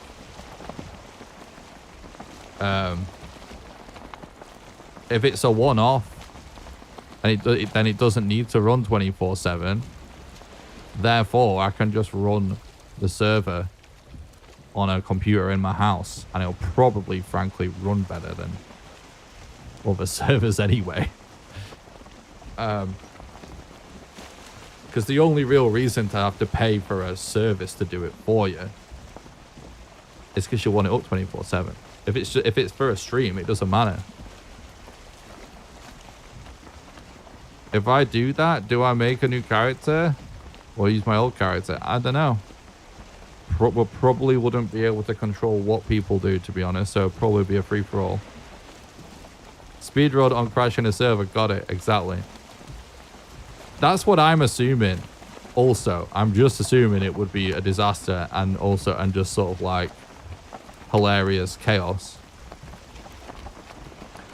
But like I said, I have heard and seen content back when Valheim was new about people trying to run MMO servers, and I've heard from several people, in fact I think it was Rainer or someone at least said in chat earlier that, like, you know, they play on a server that were 50+ players all the time and it seems fine. I heard from the guys that was at one point trying to do MMO projects, like cleaning them. I don't know what's going on now, but I remember watching Clean and him saying that they've tested it allowing anyone in, and it was like, it never got to a point where it shit the bed. It was like fine. So I think maybe it's like people joining isn't the issue. It's just like, it seems to be like their builds themselves that cause the problem with Valheim servers, right? But we'd find out sooner or later. Whatever the problems are, we'd find out. Because it would be chaos to do a stream if anyone could join.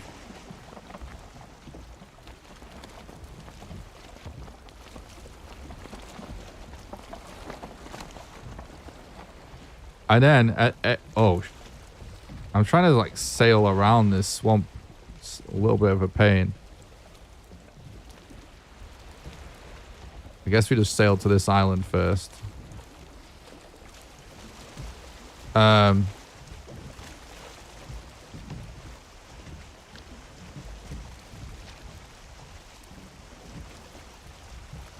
yeah, like, this seems like something people are really enthusiastic about. People are really enthusiastic about the event that we're running right now.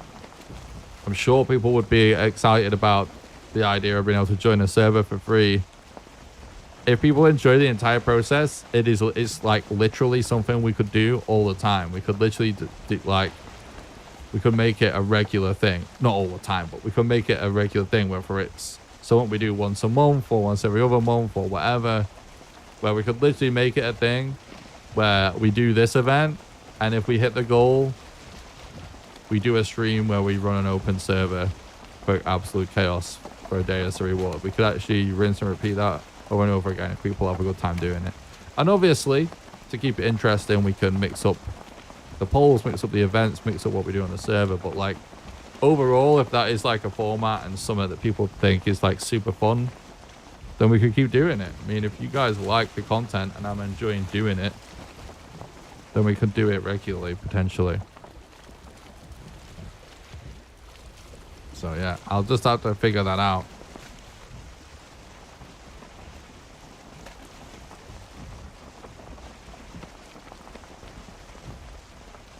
So I'll look into it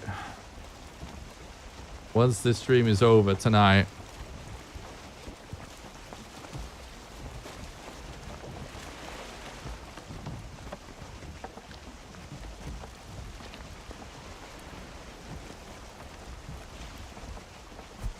Between this stream and the next stream, I'll figure out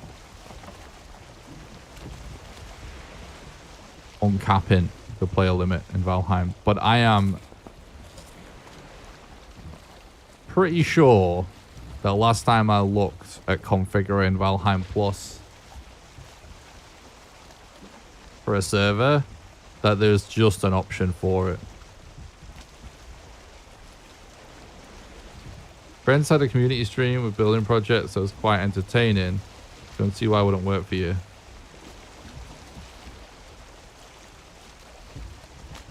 Yeah, obviously we do stream on my community server from time to time, but it's just and those streams are great, but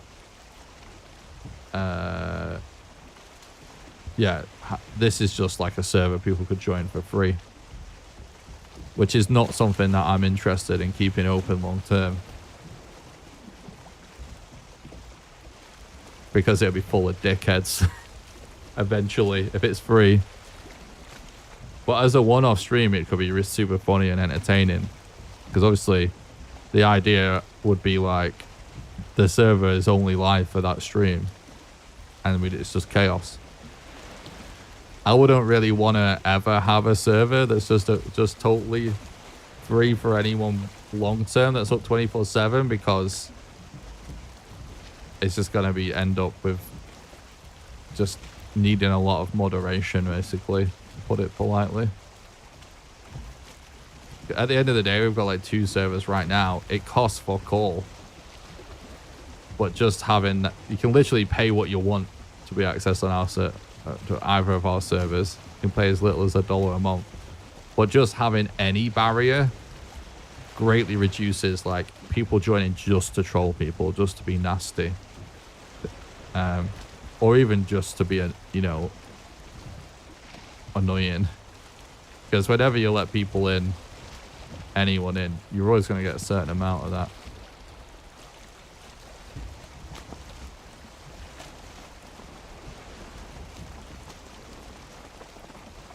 Because our community and our server is fucking amazing.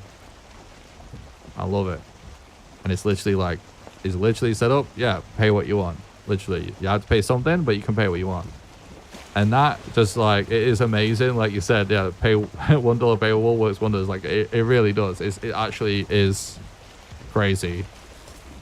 The quality of life of just having any barrier, because it being a free-for-all, it's like, I do have, obviously, the more you grow on YouTube, it's inevitable that you get haters. Like, it's just a sign of success. The more I grow, the more haters I get. Everybody's like that on YouTube. Like, those people would definitely be in there just being incels, basically, trying just being knobs to people that are trying to have a good time. And then there's just people that just can't help it, right? It's just like, it's being annoying. And then it'll just be like, I don't know. I don't know what it is. There's a mentality sometimes that just changes when something's free. People sort of care less if it's free, and therefore people are more likely to just troll each other and be not very nice. It would actually be something like if I've always thought this, chat, like if I, no, I was looking around, but I never saw him. That's tragic. That's potentially fatal.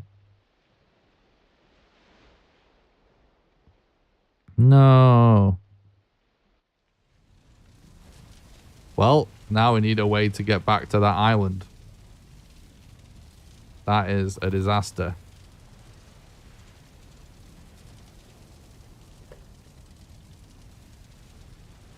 Yep, that happened. Well, luckily we're not really grinding for world record or anything, because that is a reset right there. Well, let's head back to the forest and start figuring it out.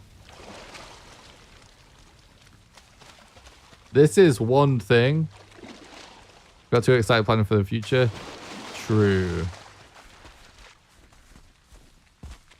Honestly, I've died on multiple speedruns in this exact same situation where it's like I'm talking to chat whilst I'm on the ocean and I pull up and it's just a Desquito comes out of nowhere and it's over. GG. Pulling up to a plane is the most dangerous moment in any speedrun.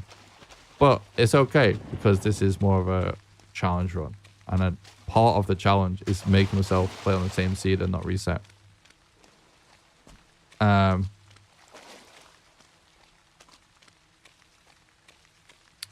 forgot what it was I was talking about when we died.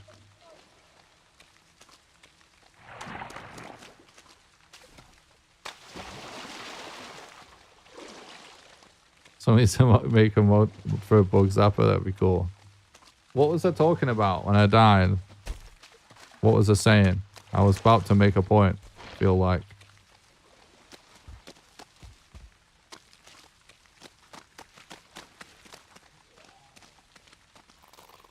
Oh, that's what I was saying. I've always thought that if I made like a ton of money from content creation, I would happily pay for tons of game servers for the community. And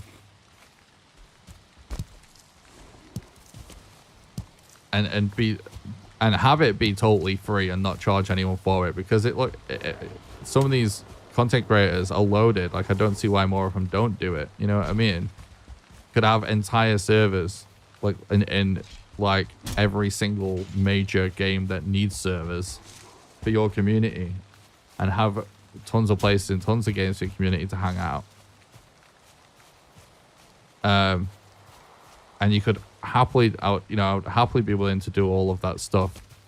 But if I was going to do something like that, it would really matter to me for it to be done well, and for those to be like safe spaces and places for that where there was a real sense of community, of community values and stuff.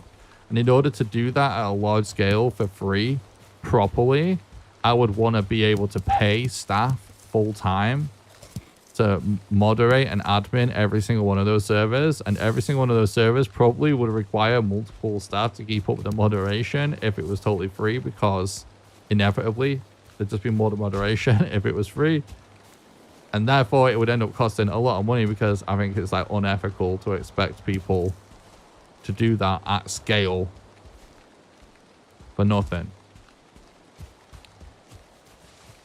Which is why I wouldn't do anything like that now. Because it would end up a shit experience for the players with no moderation. If it was up long term, we're talking about doing it for a day, which is a totally different thing, which is fine, I feel like. And then, yeah, it just is expensive to obviously pay someone to, like, pay multiple people to for it to be moderated correctly. But it's always something that I wanted to do. Like, if I made enough money as a content creator to happily pay people to work for me full time.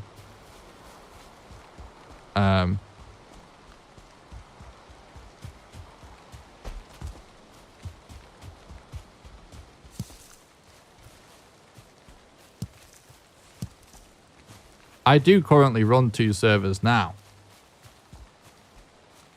But my point is that because you have to pay at least $1, the moderation is easy.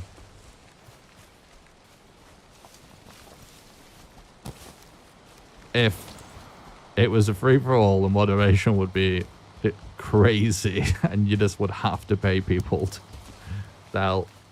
And I can't afford to do that. But if I could afford to have a staff that help with all the moderation and admin of multiple game servers in multiple different games, I absolutely would love to do that. I think it's actually a sick idea.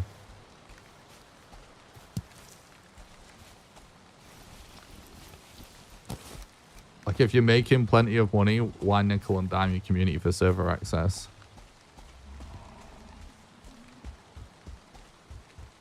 I already don't nickel and dime people for server access, and I don't make enough money to do something like that, you know what I mean?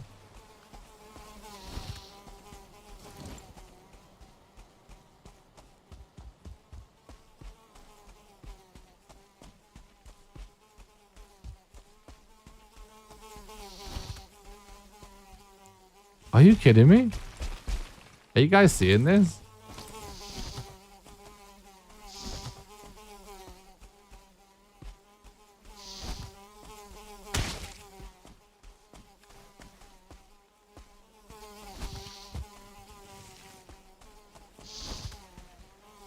Oh, I missed.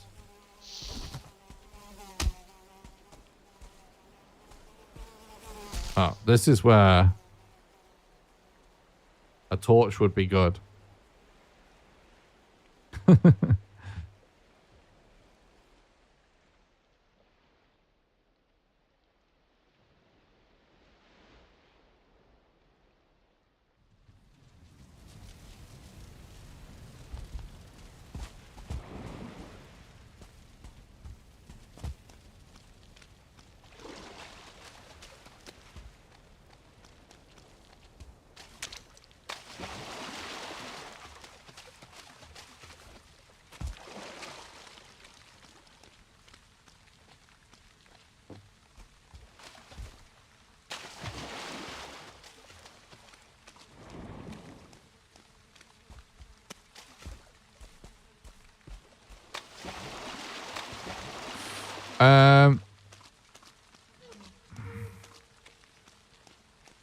I think I'm going to leave it there for tonight. I don't want it to get too late because even though I'm playing with the door closed down, so it should be quieter, but I don't want to keep people awake. I keep planning on starting these streams earlier so we can stream for longer, but it's only the second stream that we've done today, and both times I've had set up to do before, because day one, obviously setting it all up initially, and then we decided to mix up and change things and make things a bit clearer. So I sort of had to rearrange a few things with the overlay and that, But I think it's all clear now, right? The overlay definitely makes it more clear, doesn't it? As to what's actually going on. We're more organized now. So I think that means tomorrow we can do a longer stream where I just get started earlier. Because I shouldn't have too much setup to do beforehand now. I think we're Gucci till to leave it as is. I think we figured it out. And also, I need to look into this stuff with uncapping the server cap, because once we do that, we can then make it clear that that's the reward. And then we've nailed everything then, haven't we?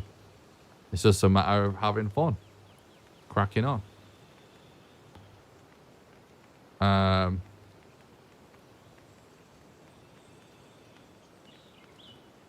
So yeah, thanks a lot for watching. Thanks so much to everyone that's donated. I really appreciate you guys' support. It's been amazing during this event so far. I'll be back live tomorrow, continuing this event on. I'm going to try and do this every single day until we hit the goal, or unless I just get like too tired and I need a day off. But I'm basically going to do this event full time until we've hit the goal and stuff. Great stream, lots of ideas. Thanks for doing this. Oh, thank you. It was fun. Oh, thanks. Thanks, Nasaja. Thanks, Hang Fast. Before we leave, what is the result of the AAA game? AAA game? You entered it. Is the thing over already? Oh, you mean the game jam? Oh, I see. The AAA game. That's called Ada's Alchemy Academy. It's out. You can play it on itch.io. We should probably set up a command for it. Right? Right at the minute, there currently is judging happening. The judges are going through all of the games. Check this out. Like 15,000 people entered that game jam that we took part in. I think only something like 2,000 managed to submit. So we're already part of a pretty small group of people. I can tell you itch.io pirate software game jam. I'll tell you when we get the results. So currently judges are voting, and voting of the judges ends in 7 days basically. And then once that's over, we will find out where we placed in the jam basically. So that's where that's at. I will add a link because a couple of people have, most people are not interested, obviously. I'm not too bothered about that. It was so fun. The most fun I've ever had on stream, hands down, is entering that game jam. I loved it so much. But let me add a command.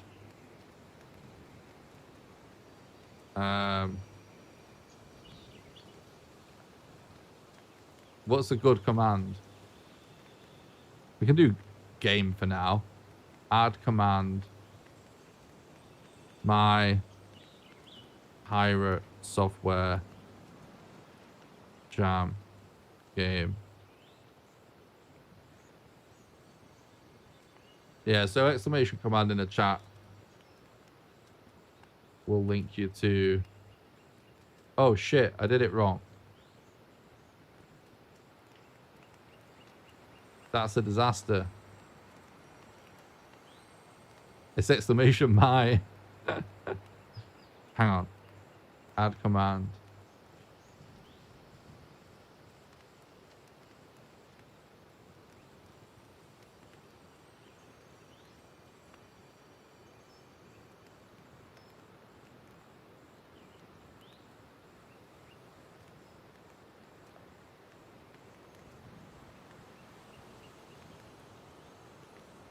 Okay, if you do exclamation game, you'll get linked to the game jam game that we made on stream in case anyone missed the end and wants to play the game. You can play it on your browser on any device.